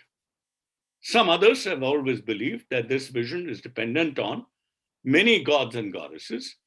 And others have believed that this vision is independent of God and independent of gods and goddesses. So there have been non-theists, theists, and atheists in India for a very long time. And in fact, I would argue that in the first 2,000 years of history as we know it, which is to say from 1500 BCE to about 700 to 800 after the Common Era, for these 2,500 years or so, most of the religio-philosophical discourse in India was largely atheistic. I can think of the Mimamsic interpretation of the Vedas, I can think of the great Buddhists, and I can think of the Jains, all of whom believed that you could have ethical self-fulfillment without depending on the idea of God. That idea of God was not dominant there. So, so that is one dimension of what we might call religio-philosophical views, their ethics. But religion also has a second dimension. And this dimension is that it prescribes norms of social interaction.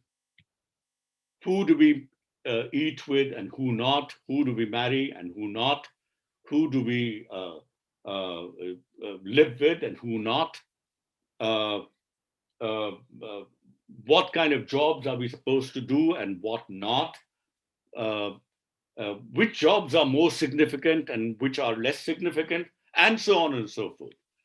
So there are lots of rituals and lots of norms of social interaction that are also part of religion. And as we know, in India, these norms have, I wouldn't say they've always been like that, but for 3,000 years or so, for much of the time, despite the resistance to them, these norms have been deeply hierarchical. They have contained oppressive practices, and they are deeply humiliating, particularly to those who have the misfortune of falling at the lower end of the social scale, and certainly to all women, and virtually for much of human history, much of Indian history. Now, given that these two are equally dimensions of what we call religion, we must, and given that religion is ambivalent, we have to take a very nuanced attitude to religion. On the one hand, we may respect both the view that we hold and the view that is held by others. This ethics of self-fulfillment is something that we need to respect. But when it comes to social practices, you cannot just respect those practices which are deeply oppressive, which are deeply hierarchical, which are encouraging all kinds of unfreedoms, which are denigrating, humiliating, discriminating, marginalizing. You cannot respect them. So the best thing to do is to develop an attitude of critical respect towards all religions, not just to one's own religion, but to others' religions as well. Now, how does this, so I think one component of secularism in India is neither, respect for all religions or disrespect for all religions, but critical respect for all religions. And secondly, a state policy of principal distance. What do I mean by that? Now, critical respect can only be translated as principal distance when you come to state power. And why so?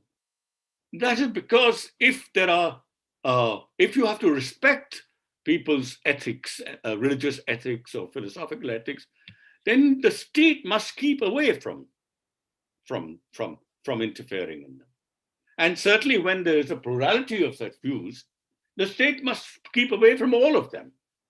That's the way to respect others, not to keep interfering, not to keep changing them. Let the people decide what it is.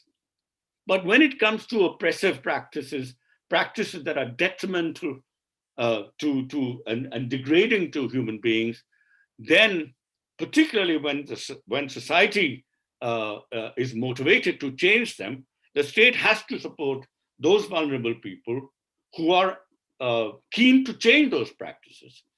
And if that is the case, the state has to engage with religion. It cannot disengage from religion. Like in the United States of America, the theoretical view is that there is a wall of separation between state and religion. And the state, religion has its own jurisdiction. The church has to do everything on its own without any interference from the state. So even if there are some horrible practices taking place in the church must find a way of doing something about it. And if it doesn't do anything about it, then so be it. The state cannot intervene. Well, that is a position that we cannot adopt for the reasons that Ambedkar mentioned, which is precisely that there is no real distinction between the religious and the social in India. Virtually everything religious can be social. Well, not everything, but a very large part. And everything social can have a religious dimension. And if that is the case, then you have to engage with religion in order to undermine it in some ways. And that is how in the Constitution you find articles which ban the horribly degrading practice of untouchability. You throw open temples to all those who choose to visit them. You have public wells being forcibly opened to all people living in a particular village or in a particular area. And these wouldn't be possible if the state took a stance of disengagement from religion. So the idea of principal distance is that you engage from religion or you disengage from it. You engage in one religion and not in other religions. You engage in some religions more than in others, and so on, depending upon whether it undermines certain degrading practices or it encourages, or it encourages the ethically sound practices of this religion. And so critical respect and principled distance really go hand in hand. One is a social attitude, it's an individual attitude, and the other is a state policy. And secularism, therefore, is seen, in my view, as both a critical social perspective and as a political doctrine.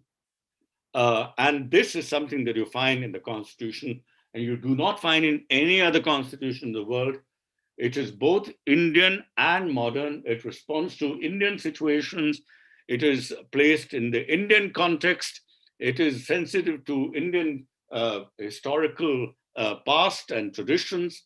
And that is why the Constitution protects the pluralism of ethical visions of India, and it is not afraid to intervene in those horrible practices that are degrading to various community and to women. And finally, I think I would have to be very, very short here. The whole point about federalism. Of course, we had initially in the 1930s, the whole mobilization was based on regional cultures and regional languages. But we know that in 1947, the fear of fragmentation was so strong that a lot of people gave enormous powers to the center, even at the cost of the regions. And the idea of linguistic federalism, that was kind of sidelined. But by 1956, as you all know, by movements in Andhra and very quickly in Tamil Nadu, things began to change, and people recognized that Indian Union is not going to survive if cultural autonomy, linguistic autonomy, in the form of partial self-government rights are not given to different regions. And to respect the specificity of each region, you may have to give different, not in a very major way, but different laws to different regions. I mean, and that was the whole point behind Article 371 in the Northeast and Article 370. And similarly, in a lot of other cases, and this is something which is not known to people, over a period of time, these very different provisions have been provided, have been granted to different regions of India. So we have a very strong spirit of federalism, which is in a way, I would say, the seeds of it are found in the Constitution, but the Constitution doesn't lay it down as quickly. But the provision of linguistic rights and that provision can certainly be interpreted to mean that certain regions which are linguistically organized can have some self-government rights. And so I would say that if you look at the whole history and the whole context, federalism is something which should be seen in as a very major feature of the Constitution, and it has been seen like that by several legal judgments. So that's I've come to an end. I think this Constitution and the vision of this Constitution continues to provide inspiration to millions of Indian people, particularly those who are vulnerable. It is there, which is, and this is extremely important, it's a blueprint for social change, albeit a non-violent social change, to dismantle traditional hierarchies and unfree practices, and to create new sites of both individual and collective freedom, to bring the idea of individual dignity and equality of individuals in all its dimensions to the fore.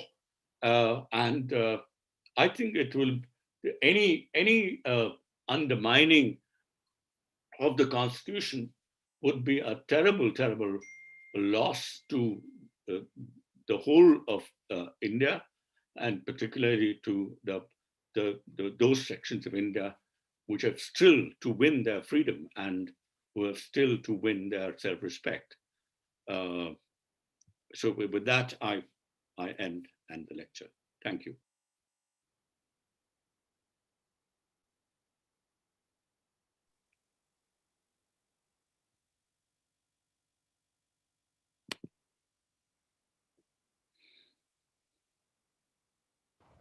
Lecture, wherein you have articulated and created space for the discussions to take on.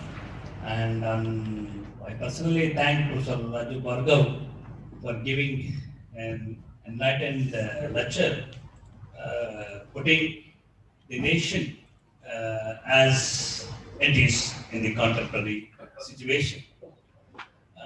Now it's time for the intervention, and there are many participants both from virtual mode and from the offline. We expect more discussions and debates because we have the spaces from Raju Bhargav's lecture, and I request the participants to take the platform now. The president is very eager. The participants for their intervention. We start from the virtual mode, sir, with the permission of the chair. So we start from the virtual mode, sir.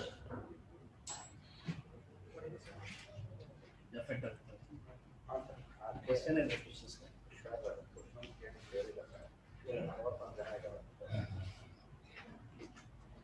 Yeah. Professor Jaffet.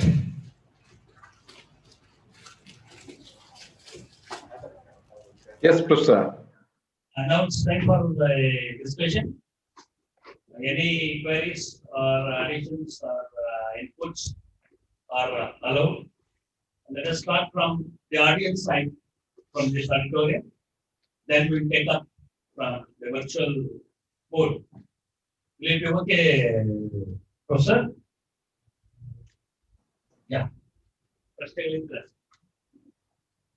Even the questions in Kannada can also be allowed. Any questions from the auditorium side?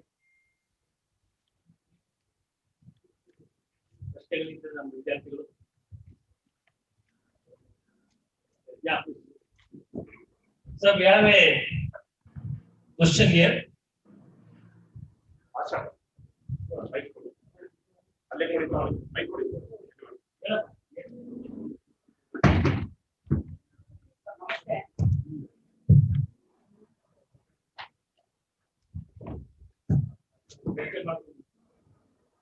Sir ನಮಸ್ತೆ, ನನ್ನ ಹೆಸರು ಲಿಂಗರಾಜ್ ಅಂತ.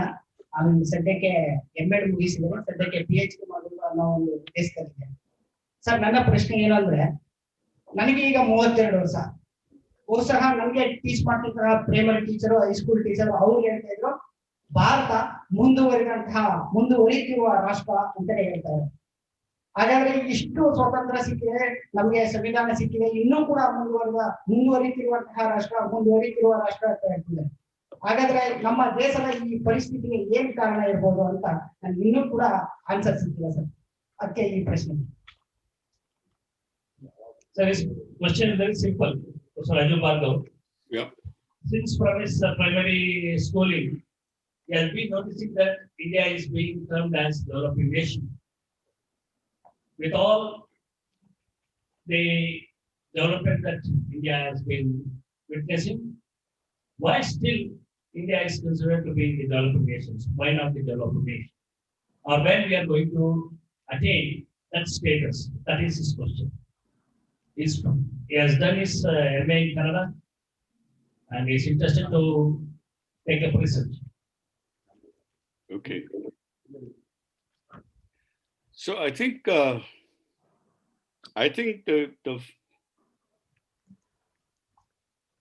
there are 3 indicators of development. One is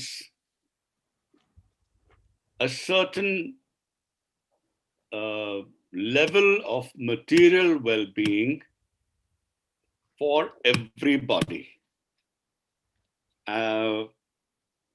Unless and until we reached that level, when we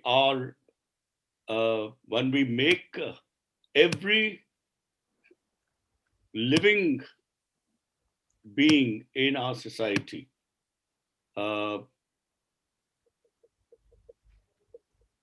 materially better off, above what we call the poverty line, and way above the poverty line, unless we are able to get each of our children,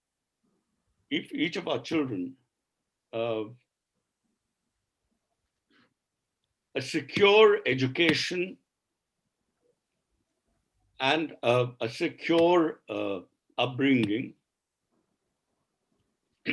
I don't think we should be able to, we can call ourselves developed. Number two, I think a mark of development, one other mark of development is equality before the law and freedom from fear. And if in our society there are even a few people who are living in fear, either of oppressive communities or of the government, and if some people who have enormous social and economic power and social privileges are treated by the law differently from others who do not have those privileges, I don't think we can call ourselves developed. So a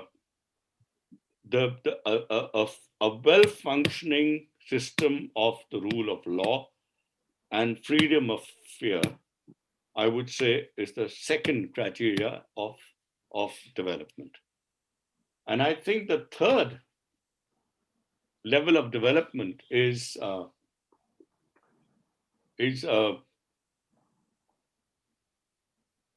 how deeply democratic you are, which is to say, how freely you can be critical. It's not just a question of electing your rulers for 5 years.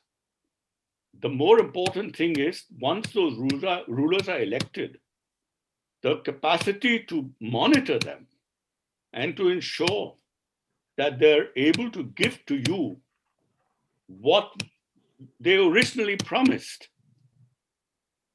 on the basis of which people made those choices. Now, that is to say, there has to be a certain relationship between elections and governance. If you are not really developed if you only elect certain people to power, and then those people begin to do things which satisfy only their interest or which depend on their whims and fancies. There has to be some mechanism by which those people who are in power are made to respond continuously to people who have chosen them. So I think if you do not have that, then you're not really developed. And I think another feature is, what we in India call communal harmony. If some people, if a whole group feels marginalized or sidelined or humiliated on grounds of language or religion or ethnicity, I don't think then we are socially underdeveloped. I don't think any group should be alienated from any other group. We should all live together peacefully and in a manner which is just. So I would say that these are not just 3, but 4 different criteria of full development. And if we are not able to achieve this, we are underdeveloped or not developed or still developing. But if that is the criteria, then I would say it's not India alone, which should be called a developing country. I think this whole nomenclature is to be discarded, because many developed societies, so-called developed societies, are very underdeveloped by these criteria. So we have to have a full index of development. There are some respects in which some societies are more developed than others, but nobody is fully developed. There is this division of developed and underdeveloped is a very outmoded way of thinking about things. So I hope I've answered your question. Professor, it's I'll translate into the vernacular language. ಪ್ರಶ್ನೆ ಕೊಟ್ಟದ ಉತ್ತರ ಅರ್ಥ ಆಯ್ತಾ ನಿಮಗೆ? ಏನಂತ ಹೇಳಿದ್ರೆ 3 important ಆಗಿರ್ತಕ್ಕಂಥದ್ದು ಹೇಳೋದು. ಒಂದು ರೂಲ್ ಆಫ್ ಲಾ, ಎರಡನೇದು ಫ್ರೀಡಮ್ ಫ್ರಮ್ ಫಿಯರ್, ಮೂರನೇದು ಔಟ್ ಡೆಮಾಕ್ರೆಟಿಕ್. ಈ ಮೂರನ್ನು ಅಳವಡಿಸ್ಕೊಂಡ್ರೆ ಅಭಿವೃದ್ಧಿ ಅಂದ್ರೆ ಏನು ಅನ್ನೋದು. So we have another question from Dr. Shashikumar.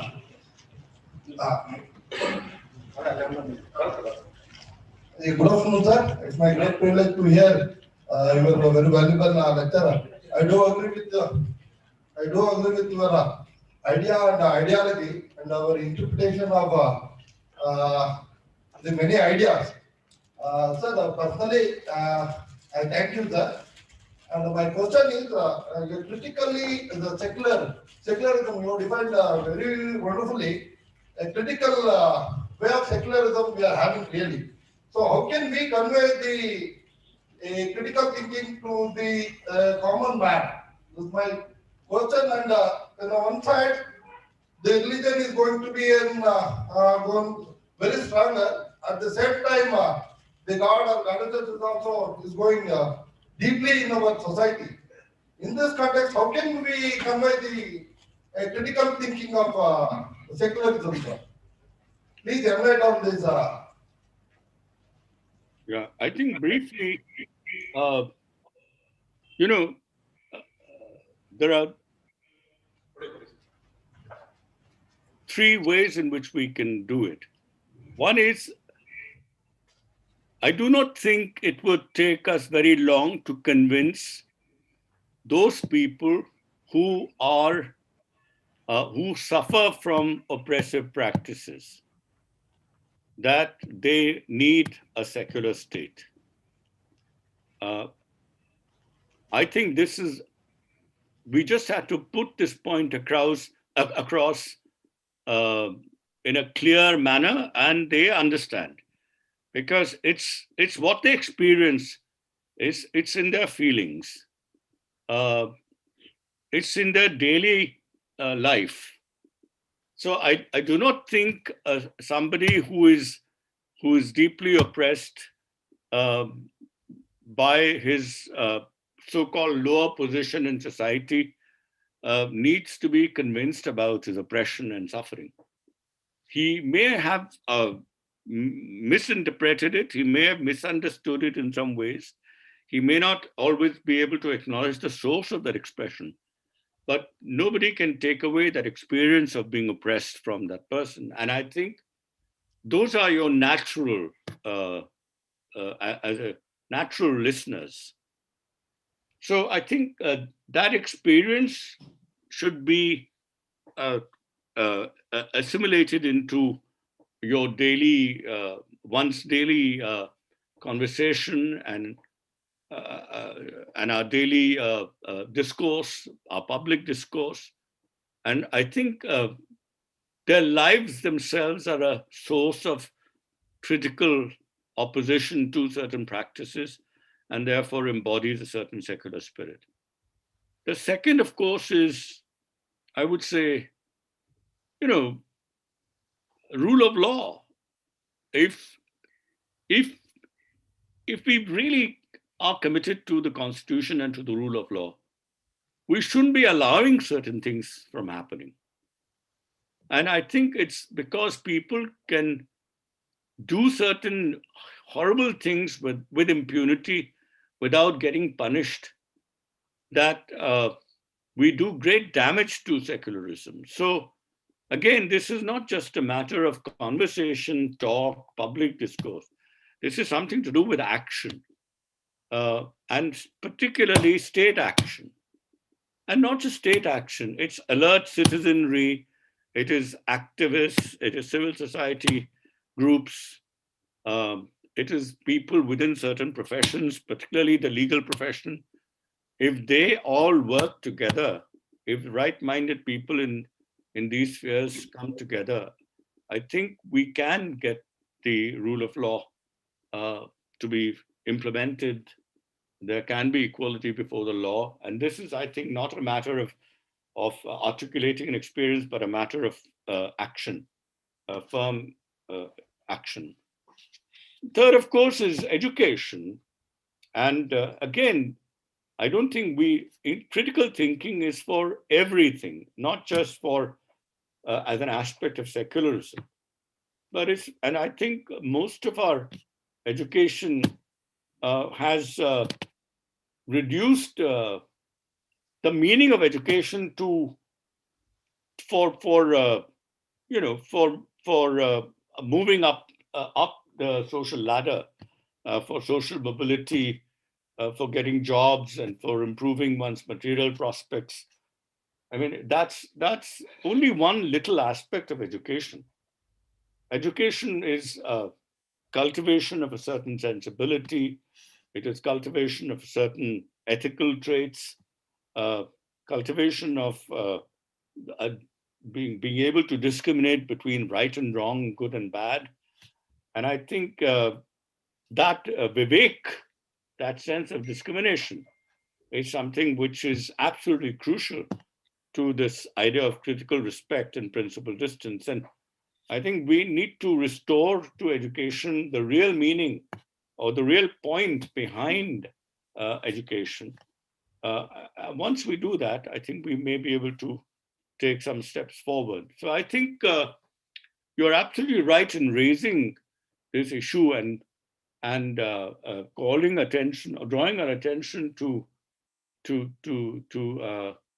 the problems of getting people around this whole issue of secularism. And I have suggested that if we do these three things, I think we should be able to make some progress. Whether we will do it or not really depends on all of us. And, people in power will always have a tendency to misuse it. But I think if citizens don't allow that to happen, then it won't happen. If we don't destroy our institutions, I think we may be able to protect them better.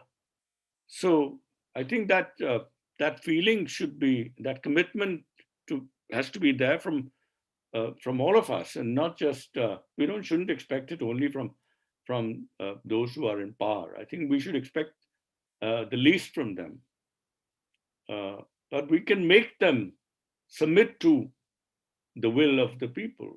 I think it is possible. I don't know how long it will take for that to happen. I think it did take place at one time, but it's all fallen by the wayside. We have to recover it. Hopefully, we'll do it at some point of time.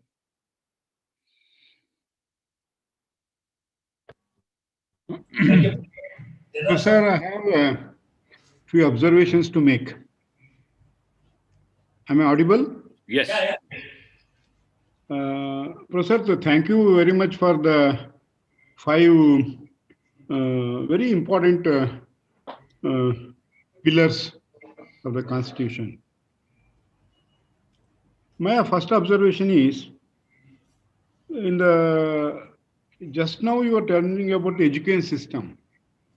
See, we have an education system which is not integrated in the Constitution. So to say, work is not a fundamental right. See, we don't consider work as a fundamental right. You go across European or various countries, a boy or a girl aging after 13 will be ensured a job. A card will be there, as in Europe and also in China and other places. Number one. A woman could nationalize banks in India. Maybe in India we require a father to nationalize education system. This apart the fundamental right issue. The last observation I would like to make, there seems to be an element of complacency. Look at the wonderful work done by the Ambedkar research centers all over the country. Extremely good work they are doing. But the complacency is not making them rise to the issues of climate change, disaster risk reduction, pandemic and infodemic and things like that. I think there has to be some linkage given to the debate today on the Republic Day. Towards that, I see some positive indications in Anna, for example. Every Sunday, they do viharas, where simply converge Buddhism and Ambedkarism. A child will sing a song, will elucidate a story, and a monk will come and talk. Only yesterday, Jharkhand Jolapa library, when Dr. Sharon spoke. See, individually and community-wise, people are living through all the difficulties. Ambedkar is a very, very important opportunity for us. But why we are not looking at the latest issues? For example, in Karnataka, we have 1,000 plus crores every year for flood and droughts. In climate issue. And we have very simple issues like RO water killing people, which is banned by Supreme Court. And I don't know whether today Ambedkar Research Center in Mysore has got any knowledge about it. They make people drink very low RO water, whereas borewell and municipal water boiling is sufficient. I want to conclude by saying that there is an element of auditing oneself, taking the Ambedkar tools, where he was very clear when he said, I want to bring Buddhism into the constitutional mode.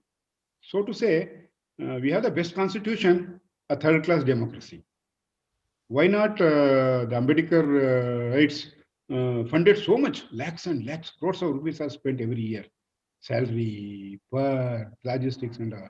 And I don't find a vision or an agenda or an action plan. I'm not telling anything negative. Your presentation was very good and it's the right direction. Thank you very much. Thank you. Thank you. That is an observation, not a question, but I would just say that there are two things that were missing. I mean, there were many things which are missing in the presentation, obviously, because it was only a short, I was told to talk for about an hour, and I think I did that. But the number of things which I couldn't talk about, but I'd like to draw attention to two things, because you mentioned the right to work. And you're right, it's not a right to work. But I think some recognition to the right to work has been given under Manrega. I think the right to work, I think we should pay more attention to the directive principles of state policy. I think it shouldn't just be done selectively. I think the section on protection of cows. Hello. गांडू गया नहीं ज्यादा ज्ञान मत पेल तेरी item को दे दूंगा सांडे का तेल मेरी बंदी है हॉट अब स्टेशन में जाके किसी छक्के को पेल पूरा किधरपुर में something went wrong. Can you hear me? Yeah, I'm able to hear you. This is the virtual slavery, you know. You don't have control over the technology. Yeah. Okay. So quickly, I think we must, and also. Jai Shri Ram. And there are two things. One is, the fundamental duties part. I think I'm looking at the list now. We have the first duty is abide by the Constitution. Then we have talked about follow ideals of freedom struggle.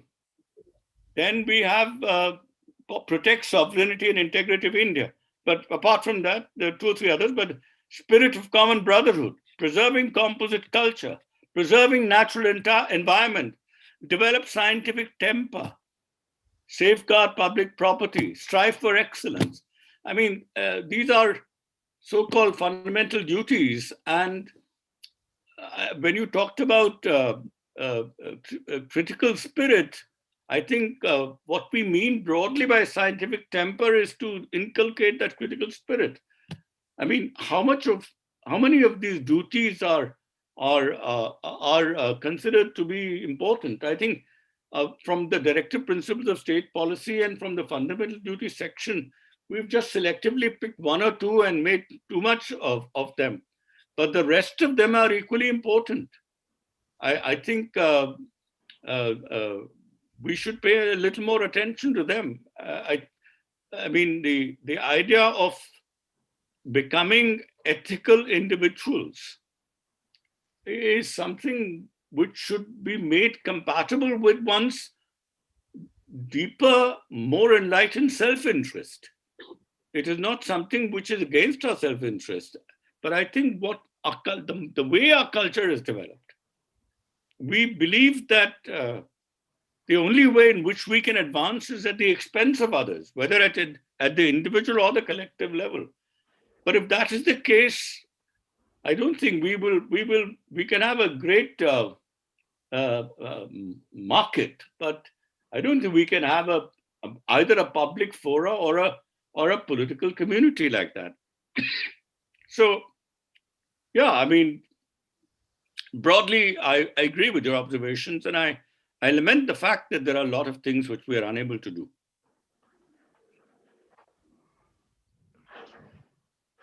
Yeah. Could we have the next question? Professor, there are some few questions in the chat box. Would you like to address them? Okay, I'll have a look. One question is, how would Dr. Ambedkar respond to the farmers' agitation which the government is facing? I think, look, I mean, when you disagree with the government, you have two options within the Constitution. You can either petition the government. You can, build public pressure by writing and by approaching different members of parliament or by approaching the government directly. But if you are not able to get a proper hearing through any of these means, the second available provision is right to peaceable assembly and a right to protest. And this is something which is considered to be a perfectly democratic thing to do. I think everybody would want, in ideal circumstances, that, the moment you express yourself publicly, and when a lot of people express themselves publicly, the government listens and calls them to a meeting and, and changes their views or their bills or their policies and even the laws that they've enacted. I mean, but if that doesn't happen, then the next thing is to build public pressure through peaceful protest. Ambedkar would certainly have preferred only the first, but I don't think he would have disagreed with the second if the first didn't work. So I think people, if there are reasonable people on either side, any disagreement can be resolved. But if there is unreason on one side or on both sides, then I'm afraid this can continue forever. So yeah, I would say that Ambedkar's response would be that this is something which is democratic, and I don't think any. I mean, our colonial movement would not have, anti-colonial movement would not have taken place at all if it wasn't for such agitations, peaceful protests, and whether it's non-cooperation movement or civil disobedience movement, and if this was something which was possible under under an oppressive colonial government, then why is it not possible under our own, under independent India? So I would say, yeah, this is, there's nothing particularly wrong. I think we should resolve it. It can't be permanent, but there should be reasonable people from both sides coming together at some point and resolving this issue. I think this should have taken place before the laws were made. This discussion should have taken place much before the laws were made. Why should we make laws to which people have to respond in this manner later on? This discussion should take place before the laws, but I'm afraid this was not done, to my knowledge. On the opinion, there's another question on reservations. What do you think of reservations in recent times? You see, I think we have to make a distinction between affirmative action programs for, roughly, I would say, for each person, for each family which has been deprived, historically disadvantaged for centuries. I think a 3-generation program of affirmative action must be there. I think it takes that much time for getting rid of some vestiges, and but as long as it is not completed for every family, I think we need some affirmative program, action program. Now, what particular form it would take should be revised from time to time. So I think I mean, I'm not an expert in this field, but I mean, I'm talking now very theoretically. I think the precise form of affirmative action, namely reservation, should be subject to critical scrutiny. I think that is something that we should do. We should see, what impact it has had. There should be a lot of empirical surveys, should be a lot of interviews, field work, just, academics should work on this. And I'm sure some work has already been done, but more work needs to be done. And if the work has been done, it should be communicated. We should know how much we have benefited from it and how much we haven't, and whether there have been any losses or from pursuing this particular form. But unless we think of a better way of dealing with this issue, a better version of reservation, we can't get rid of it, because the problem is still there. If the problem of inequality between groups, between those who have been historically advantaged and those who are historically disadvantaged, as long as that problem doesn't disappear, you have to think of some form or another, not just one thing, but fight at different levels. So, yeah, that's my view on reservations. On the need to introduce the word secular and social, that is Lakshmanan's question, I think. I would say that I obviously don't like the particular context in which the word secular and social was introduced, socialism and secularism. I think that was unfortunate. I believe that there was no need to introduce that word. I think we've got into a mess. I mean, I wonder sometimes if there's a coincidence between the introduction of the word secular in the Constitution and the decline of and the undermine of secularism in India. I think the concept of secular was already there in the Constitution. And I don't think we should have tampered with that. I think some things are best left unsaid, and it should be left to academics to specify what it is, intellectuals and or people themselves, if they felt that there was if people had embraced in a very big way and wanted it in the Constitution, by all means we should have had it. But this top-down introduction of anything in the Constitution, particularly in that context, is something which makes me very uncomfortable. Let me come to the next question. Will we ever going to achieve equal society? Well, I think we can. I look at it from a slightly different point of view, and when I talk about secularism, I say that a secular state is meant to reduce inter and intra-religious domination, and therefore, reduce discrimination, exclusion, marginalization of individuals and religious communities. So I think that's a worthy goal. We keep striving to reduce it. Whether we actually, eliminate it is something which depends on both our effort and some good fortune. And also it depends on us not generating new inequalities. Because, I mean, we have a habit of rectifying one problem of inequality and simultaneously nourishing another form of inequality.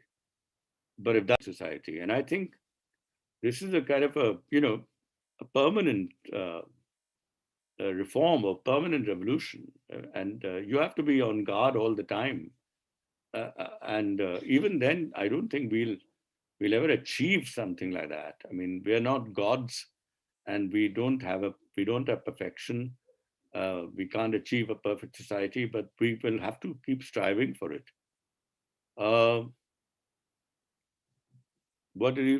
Last question is, Dr. B.R. Ambedkar is a world-famous knowledge person, but why not?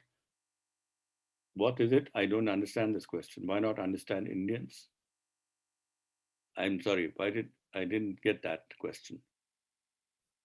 So if anybody can tell me what that question is, I may be able to answer it.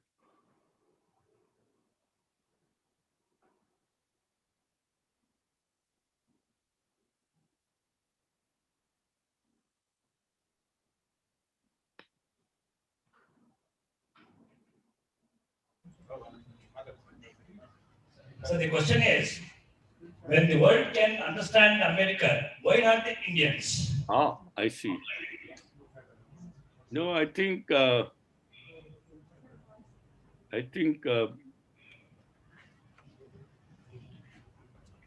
don't know whether the world really understands him. I think some people do. And I think some people do in India too. But having said that, I think let's assume that the world understands him, but Indians don't. I think Indians don't because they have a vested interest in not understanding. I'm talking about some Indians. I mean, if people don't like privileges to be taken away from them. Once people have something, they don't want to give that up. What is worse is that if there is, given a certain environment, people want to grab more and more. It's not just a question of giving up something that they already have. They're so deeply acquisitive that they would like to have more of everything, and they're greedy. I think in a society which is greedy and where people don't want to give up privileges, there's a motivated blindness to anything that people like Ambedkar talked about. And people deliberately misunderstand. So I think since India has, unfortunately, I mean, Ambedkar was an Indian, and there are a lot of Indians who have been beneficiaries of the privileges that he was fighting against. So I think that's the reason why in India it's a little more difficult than in the rest of the world. Yeah. Thank you, Professor. The last question from our student. We'll have the last question.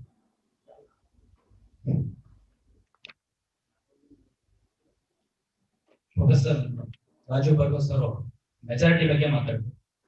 ಪ್ರಸ್ತುತ ಮರಾಠಿ ಇಲ್ದಿರೋ majority ಸಂವಿಧಾನ ವಿರೋಧಿ ಕಾನೂನುಗಳು ಹಾಗೂ ಕಾರ್ಮಿಕ ಕಾನೂನು ವಿರೋಧಿ ಕಾನೂನುಗಳು, ರೈತ ವಿರೋಧಿ ಕಾನೂನುಗಳು ಮಾಡ್ತಿದೆ. ಇಂತಹ ಸಮಯದಲ್ಲಿ ಚುನಾವಣೆಯನ್ನು ಹೊರತುಪಡಿಸಿ, ಯಾಕಂದ್ರೆ ಚುನಾವಣೆ ಬಗ್ಗೆ ಇನ್ನೂ ಸಮಯ ಇದೆ, ಹೊರತುಪಡಿಸಿ ನಮ್ಮ ರಿಯಾಕ್ಷನ್ ಹೇಗಿದೆ, ನಮ್ಮ ಹೋರಾಟಗಳು ಯಾವ ರೀತಿ ರೂಪ ಬರಬೇಕು, ಯಾವ ರೀತಿ ಬಲಗೊಳ್ಬೇಕಂತ ಈ ಉತ್ತರ ನಾನು ಪ್ರೊಫೆಸರ್ ರಾಜೀವ್ ಬಾರು ಹಾಗೂ ರಾಜ್ಯಸಭಾ ಪ್ರೊಫೆಸರ್ ಜಿ ಸೋಮಶೇಖರ್ ಇಬ್ಬರಿಗೂ ನಾನು ಉತ್ತರ ಬಯಸ್ತೇನೆ. So the question of our student is, when the majority is lacking morality, that is very visible in the acts that we have when the people are on the streets. What is the solution for this other than the elections? And we expect answer from me also and from you also. Well, I think,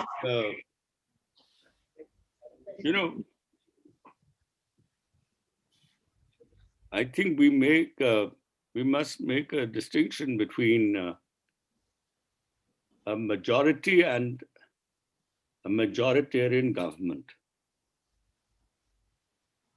I think when a majority makes a mistake, the Constitution is there to correct that mistake.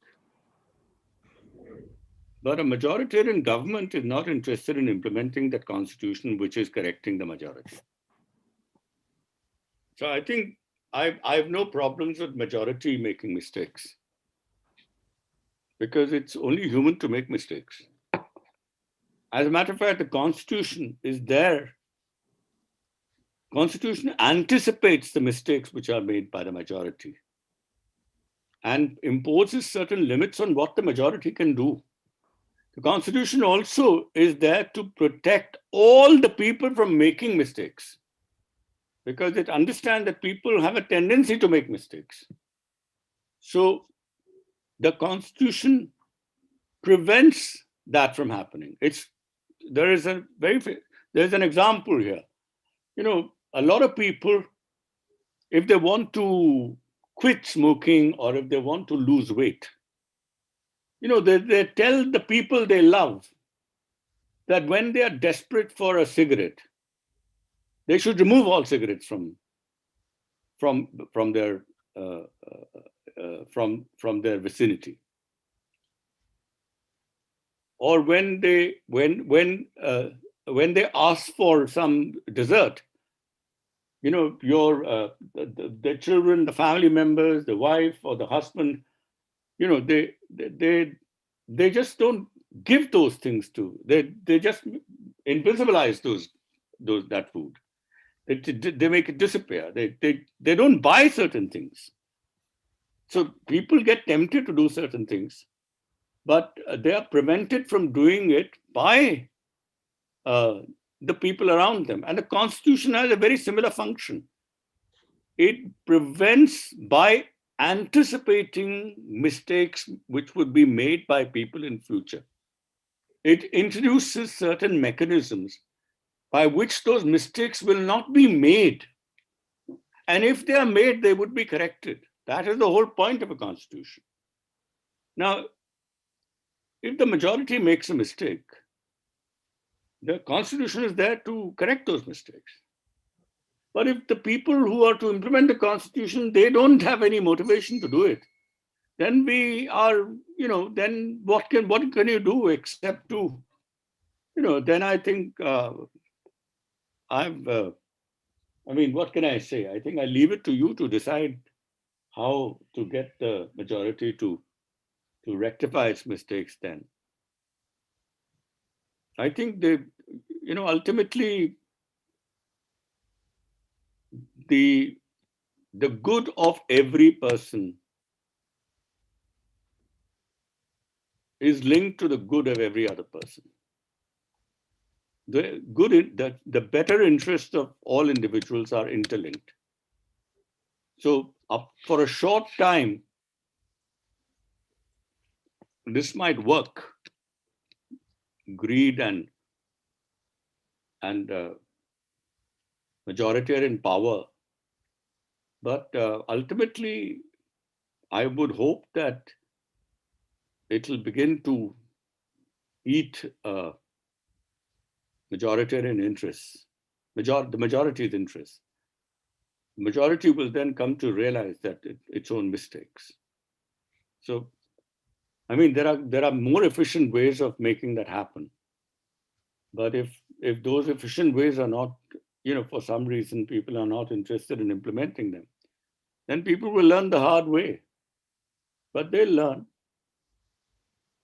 Societies, if people, I mean, if a patient, and to go back to the analogy of sweets, if a diabetic person keeps eating, he'll end up in hospital and may require a surgical procedure or some major invasion in his body if he is to survive. And, the whole point is to not allow that to happen. But unfortunately, we don't seem to. I mean, there is as I said, people are just either too self-interested, too selfish, too blind, too greedy, too ignorant, too willful. So they'll end up in some kind of a mess. We'll create some social, massive social disorder. It's the same thing with the environment. I think we're looking at a catastrophe.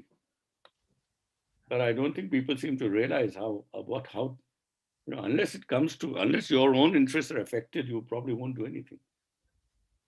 That's sad, but that's the case.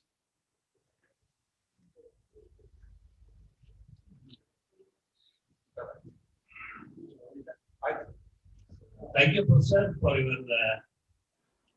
response. Still, we have some more questions, but the time is on, and our president is waiting for his remarks. With the permission of the chair, shall we have a last question? Professor Jaffet? Professor, please go ahead.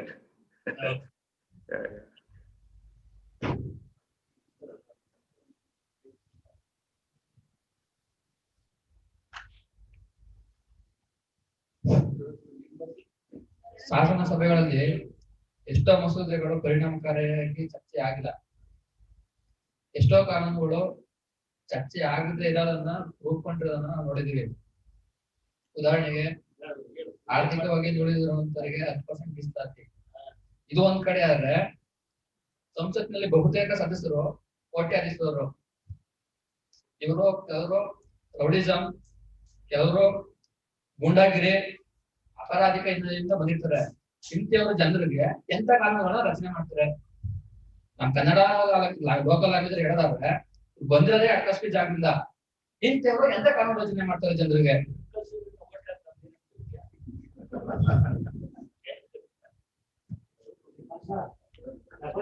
So the question is from the young student. Without proper discussions, many laws have been enacted. And he quotes the example of the recent 10% reservation for economically weaker section. And the second observation made by the student is, in the parliament, we have croropatis as parliamentarians with criminal background. How can we expect the democratic practices to be more ethically oriented? I totally agree with him that and this is something which has become so blatant now. There was a time when businessmen were not interested in legislation directly. They used to influence politicians, but they did not become politicians themselves. But in the last 10, 15 years, a new trend has started.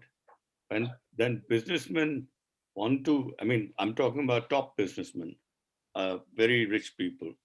They themselves want to get into the legislature. And when that happens, then you cannot expect any when it comes to economic policies.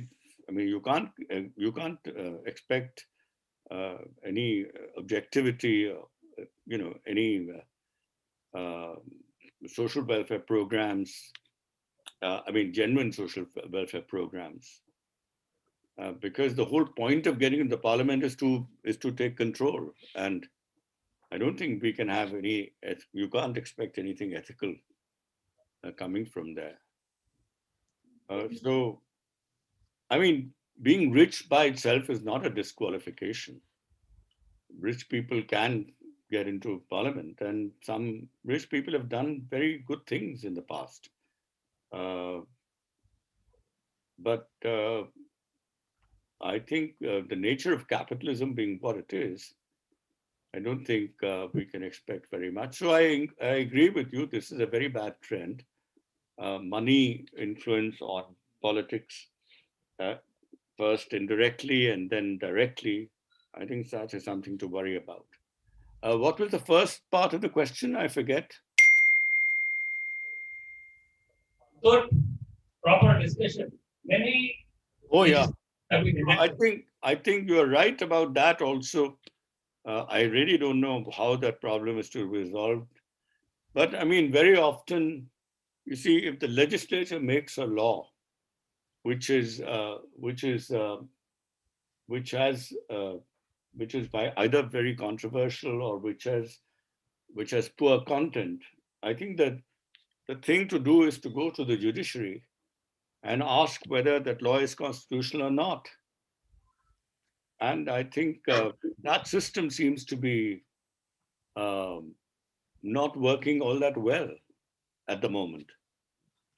I think we find more and more, I mean, basically a suspension of judgment. It's all kind of in limbo. Nobody wants to, I mean, people are bringing so many laws and so many ordinances which are enacted, they bring it to the court, but the court is taking its own sweet time to even examine it. So by this, it has time for a lot of things, but it doesn't have time for some of the most pressing issues, which is again very sad, and it's quite upsetting and disturbing. I really have no answer to that question except to join in with the student in lamenting these developments in our society. Thank you, Professor. We have a last question from female section.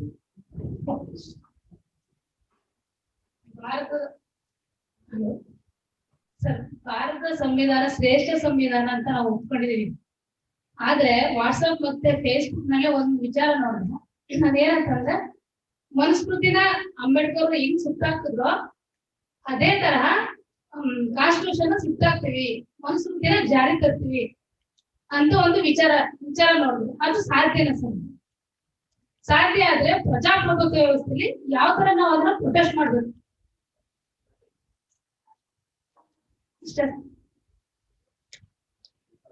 Sir, our question is, to the Constitution, there are some forces working to replace the Constitution in the name of Manusmriti. I don't think our student observation was basically through the social media which she has come across. And our apprehension is the decisive forces are trying to replace the Constitution. That's our apprehension. Sorry, there was an echo. So is she saying? I'll repeat. Yeah. Our apprehension through social media, that what she has observed is the decisive forces are trying to replace the Constitution. So what is your reaction on this? I think, yes, I mean, this is the first time that we are seeing a major threat to our constitution and our constitutional values. So I share that apprehension, but I still have confidence in the people that they will not allow that to happen. I think it is not going to be very easy. I think this is evident from the fact that there is no attempt to change the constitution, but to sidestep it. And I think that this is a short term.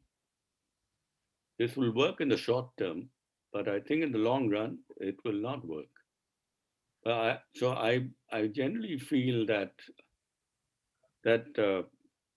yeah, a lot more people have to be much more guarded. Sorry, much more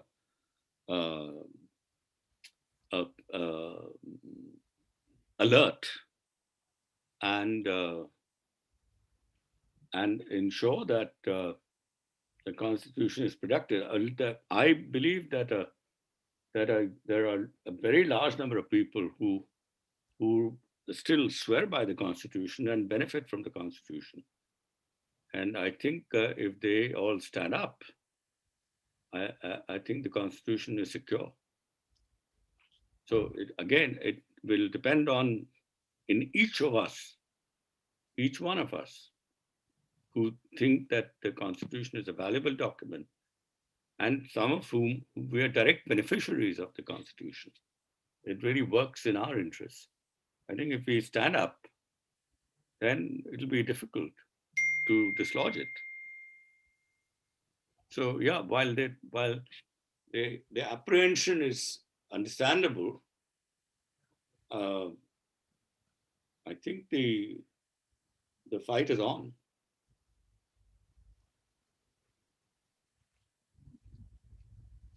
Yeah.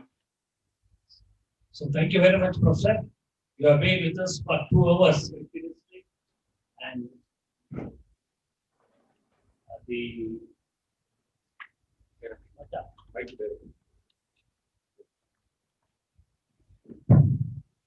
Professor, thank you very much. You have been with us for 2 hours continuously, making us to think, react, thereby building a strong republic. Because the points that you put forth and the responses that we received, that itself indicates that the Indian Republic is vibrant. And this is all because of the Constitution of India. And the last word that you put forth, that people should be alert. And I take the words of Bryce, who said that eternal vigilance is the price of liberty. And today, it is the moral obligation, again, bringing back T.H. Green. The moral obligation lies on the part of the individual to protect society and the state. Thank you very, very much, Professor. In fact, you made the program more thought-provoking, giving us a proper direction to the young students, the researchers. And really, the University of Mysore Dr. Ambedkar Research Center is grateful to you.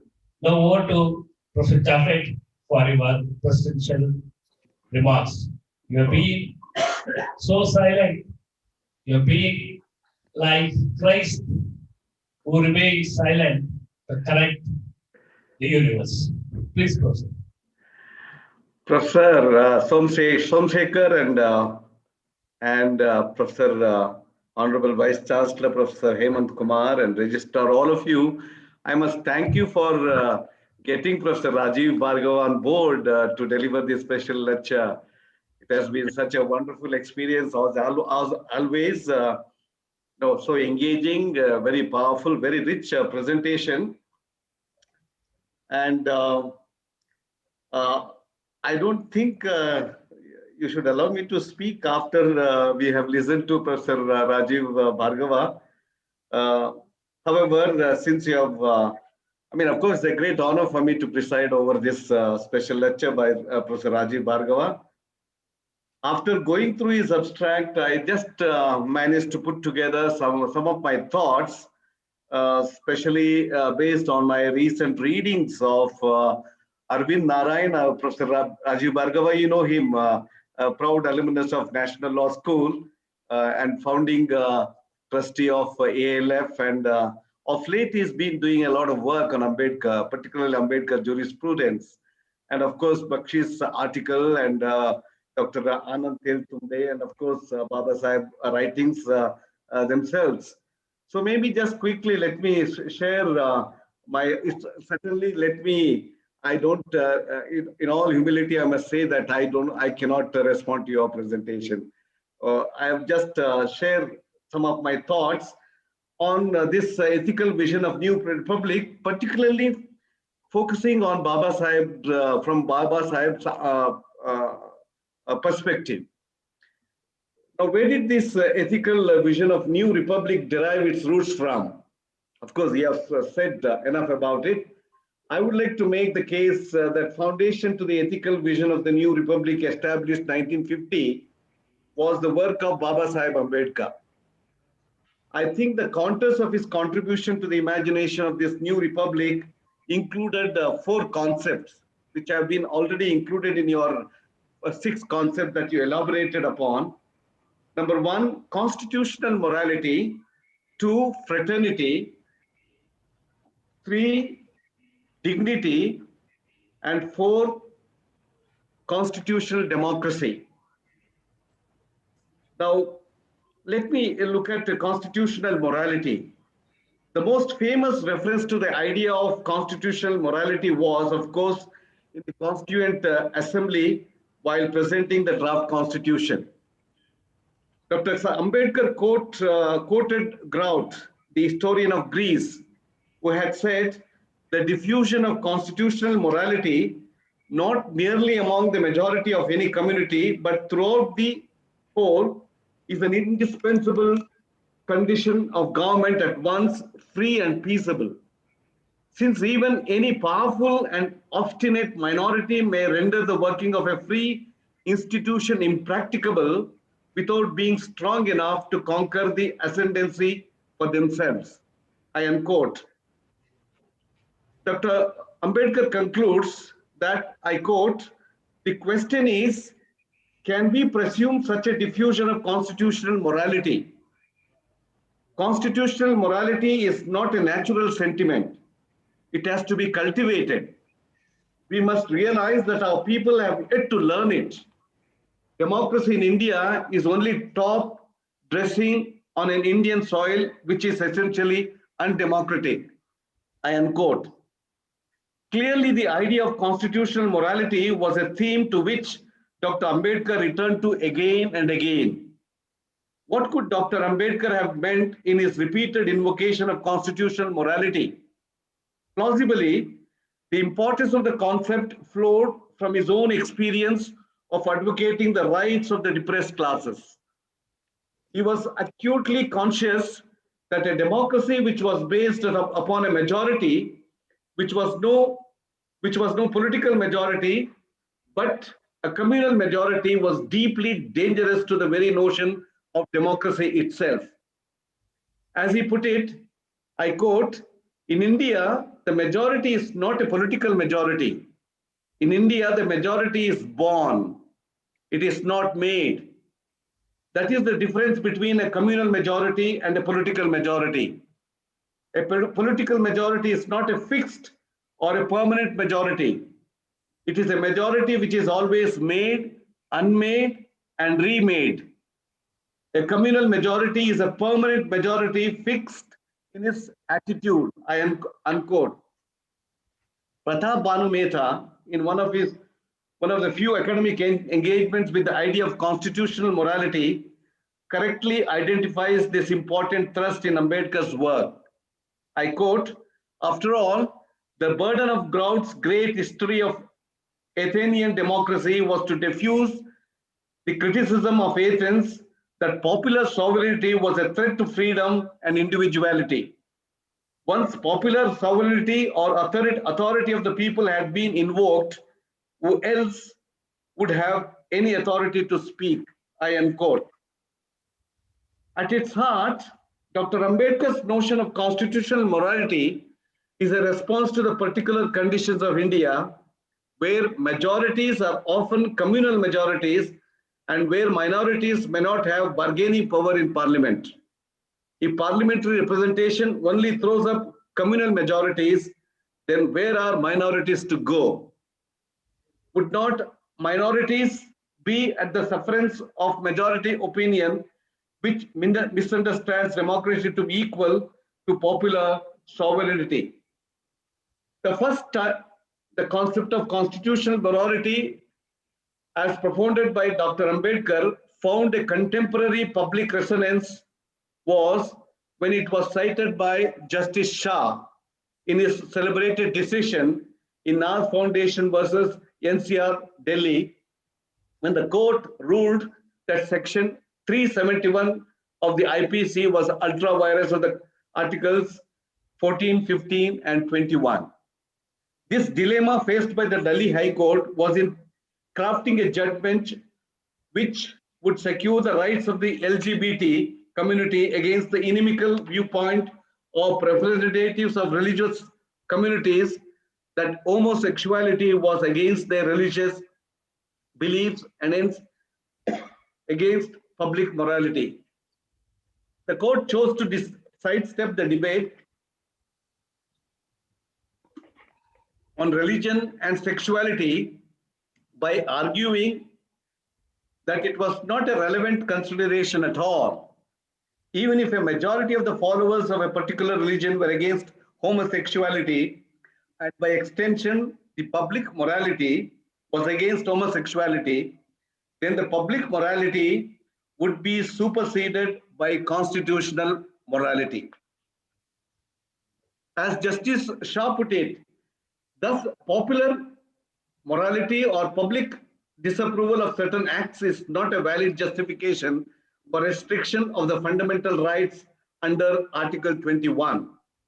Popular morality, as distinct from a constitutional morality derived from constitutional values, is based on shifting and subjecting notions of right and wrong.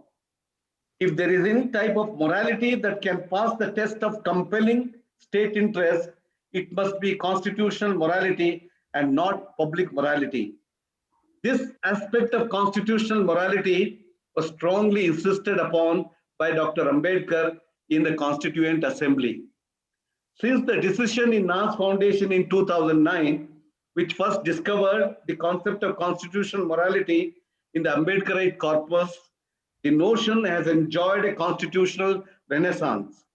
It has been the heart of the decision in Navtesh Singh Johar versus Union of India, in which the Supreme Court read down section 377 of the IPC, in Joseph Shine versus Union of India, where the court struck down the discriminatory adultery provision in the IPC, and the Indian Young Lawyers Association versus State of Kerala, where the court struck down the regulation barring women from the age of 10 to 50 from going to the temple. In all these cases, the logic of the court has been that it is the responsibility of the courts to protect powerless minorities from the ravages of majoritarian prejudice in line with the protections embodied in Part 3 of the Indian Constitution.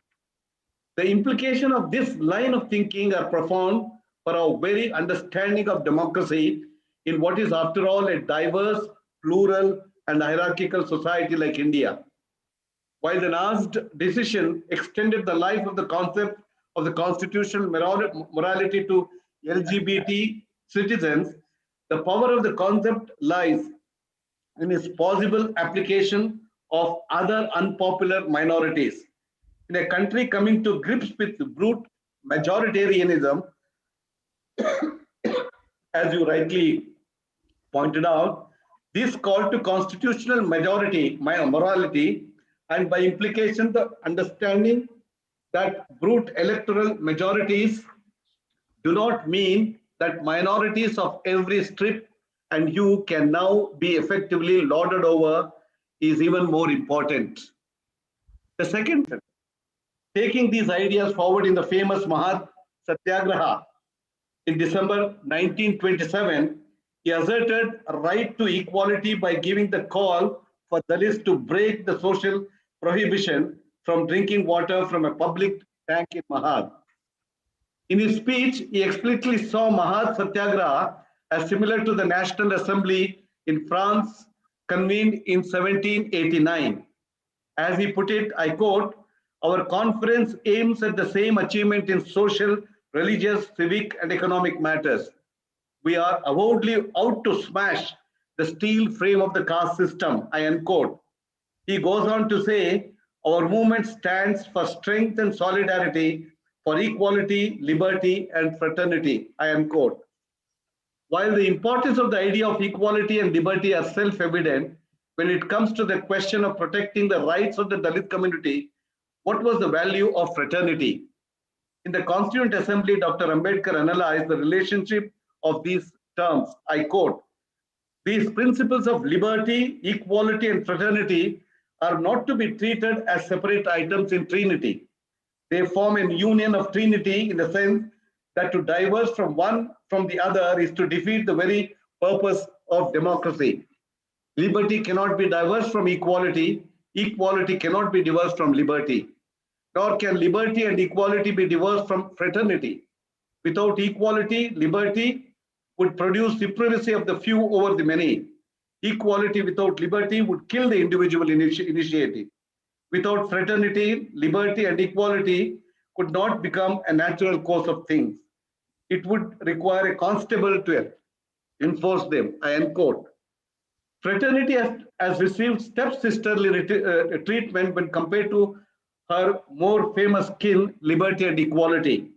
In fact, fraternity was even omitted from the precursor to the preamble, namely the objectives resolution moved by Jawaharlal Nehru. The reason fraternity found its way into the preamble owes a lot to the initiative of Dr. Ambedkar. As chairperson of the drafting committee, he explicitly introduces fraternity into the text of the preamble. He expands in greater detail on why fraternity was the key term in this trinity. Fraternity means a sense of common brotherhood of all Indians. It is the principle which gives unity and solidarity to social life. It's a difficult thing to achieve. This is because in India there are castes. The castes are anti-national. In the first place, because they bring about separation in social life.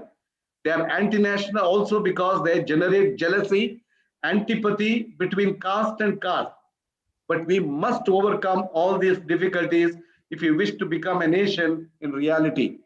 For fraternity can be a fact only when there is a nation. Without fraternity, equality, and liberty, there will be no deeper than a coat of paint, I unquote. The challenge, of course, is how does one promote value of fraternity?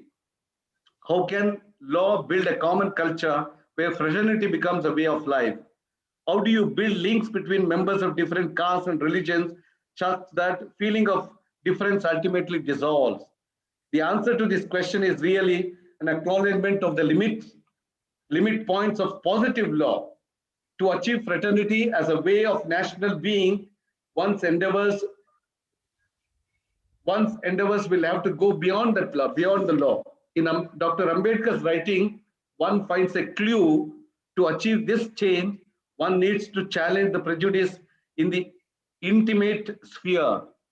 I quote, "Do not be under the wrong impression that untouchability will be removed only by a removal of a ban on personal meetings and drawing of water from wells. It will remove untouchability at the most in the outer world, but not from the inner world. For that, the ban on intercaste marriage will have to be removed. Once that happens, untouchability will vanish from inside the house. I unquote. The question of intercaste marriage as a solvent of caste appears forcefully again in Annihilation of Caste. I quote, I am convinced that the real remedy is intermarriage. Fusion of blood can alone create the feeling of kith and kin, and unless this feeling of kinship, of being kindred, becomes paramount, the separatist feeling, the feeling of aliens created by caste, will not vanish. The real remedy for breaking caste is intermarriage. Nothing else will serve as solvent of caste. Dr. Ambedkar advocacy of the concept of fraternity has important implications for contemporary India, not only with respect to challenging caste hierarchy, but also other hierarchies in Indian society. The idea of fraternity is possibly even more salient in the contemporary era with the passing of Uttar Pradesh Prohibition of Unlawful Conversion of Religion Ordinance of 2020, and there are other states, including Karnataka, which is competing to bring about such kind of legislation. The ordinance in its preamble states that it aims to provide the prohibition of unlawful conversion from one religion to another by misrepresentation, coercion, allurement, or any fraudulent means, or by marriage, I unquote. Under Section 3 of the ordinance criminalizes such conversion.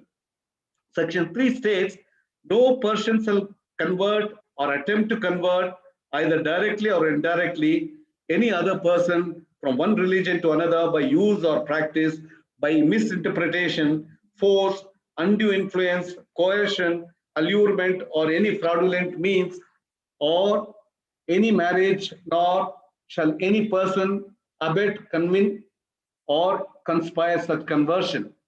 Now, this provision is most blatant attack on not only on freedom of choice and the right to autonomy, but also the principle of fraternity, which Baba Sahib introduced into the Constitution. This is because while one can understand that coercive actions such as conversion by fraud, force, coercion can come within the criminal provision, one is hard to put to understand how marriage in and of itself can be equated to fraud or conversion. In the language of Constitution, it is manifestly arbitrary to group together a civil status as conversion for the sake of marriage with conversion by fraudulent means or conversion by force. In the language of Baba Saheb, such a law which criminalizes the choice of religion and the choice of spouse is nothing other than an attack on fraternity. If fraternity is to be achieved when blood begins to mix with blood by criminalizing the mixing of blood, one does great disservice to the Constitution of Baba Sahib. Love across lines of caste and religion is not just an exercise of the individual right to love and the right to association, but really as an active promotion of the principle of fraternity. These relationships of love and association form across. Hello? Something went wrong? Professor? Okay. I think we can hear you. Yeah. These relationships of love and association formed across lines of caste and religion are really nothing less than a people's action to implement the preamble's promise of fraternity. Dignity. What does dignity mean? Ambedkar captured its essence by contrasting with addressing economic want. I quote, if I may say so, the servile classes do not care for social amelioration.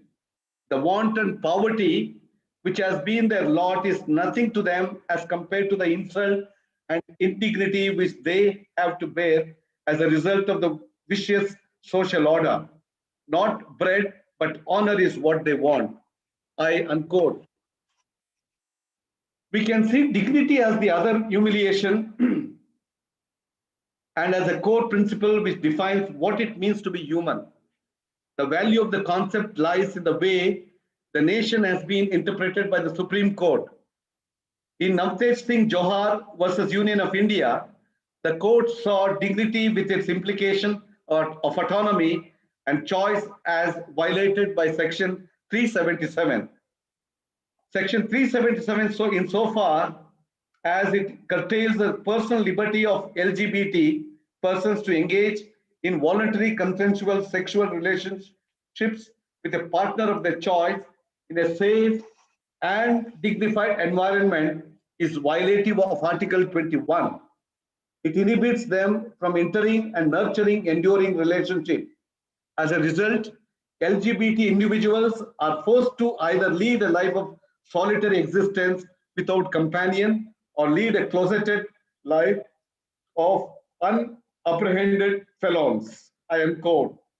We get a sense of the deeper philosophical meaning in Ambedkar's insistence that the phrase dignity of the individual should precede unity of the nation. As Ambedkar notes, I quote, "This is a purely drafting amendment. It seeks to put the words unity of the nation first and then the words dignity of the individual in the line commencing with the word fraternity in the preamble. The reason for putting the dignity of the individual first was that unless the dignity of the individual is assured, the nation cannot be united. In the preamble of the Irish Constitution, the dignity of the individual comes before the unity of our country. We may therefore retain the existing order of the phrase." I am quote. I think I will just omit some of these things. So this again, there is what I'm trying to say is that the constitutional understanding of the phrase unity and the integrity of the nation, it has to be seen through the lens of the individual. It's only when the dignity of the individual, including the autonomy of the expression, the freedom of choice, and the freedom from humiliation is protected, that the unity and the integrity of the nation becomes possible. The unity of the nation is not therefore at the cost of the individual autonomy, but rather builds upon the idea of autonomy. I think this again is vital today as we are witnessing the attacks on the dignity of the individual on the basis of the idea of the nation. The laws which prohibit the slaughter of cattle are in effect an attack on the choice of food of the poorest sections of our population. The laws are justified on the grounds of nationalism, but taking Baba Sahib's perspective, we should understand that you cannot protect the nation by attacking the food preferences of the poorest people. The unity of the nation depends upon the respect you show for the humanity of all its citizens. By attacking the food choices, choice of partners, choice of religion of citizens, you are attacking what makes us human, and you are impairing the unity and the integrity of the nation. Democracy, of course, Professor Rajiv Bhargava has spoken so much on that. Very few remarks, thoughts on that. Ambedkar adds a crucial dimension to the constitutional imagination of democracy. Very often, democracy is thought of as the opinion of majority. However, in a society ruled by what Ambedkar called communal majorities, when people vote on the basis of their caste or religion and not political majorities, when people vote on the basis of political program, minorities were in perpetual danger of being marginalized by a fixed majority. Such societies become majoritarian democracies, whereas the imagination of Ambedkar is India as a constitutional democracy. As Baba Sahib puts it, democracy is not merely a form of government, it is primarily a mode of associated living, of conjoint communicated experience. It is essentially an attitude of respect and reverence towards fellow men. Taking the view viewpoint of Ambedkar's democracy is more than just a question of periodic elections. It can never be equated simplistically to majority opinion, and we have to see the project of cultivating democracy as a task enjoined upon us by the constitution makers. Professor, once again, let me thank Professor Somshekar for giving me this opportunity, particularly the honor of participating. Let me tell you one of the reasons why I accepted to be part of this program is to listen to Professor Rajiv Bhargava. I wanted to force myself and listen to his wonderful lecture. Thank you, Professor Rajiv Bhargava, for being with us, and thank you all for your patient listening. Thank you once again. Thank you, Professor. It's really a good start on 72nd Republic Day. We request both the reputed and honored scholars to give their talk in the form of an article so that the university would publish it.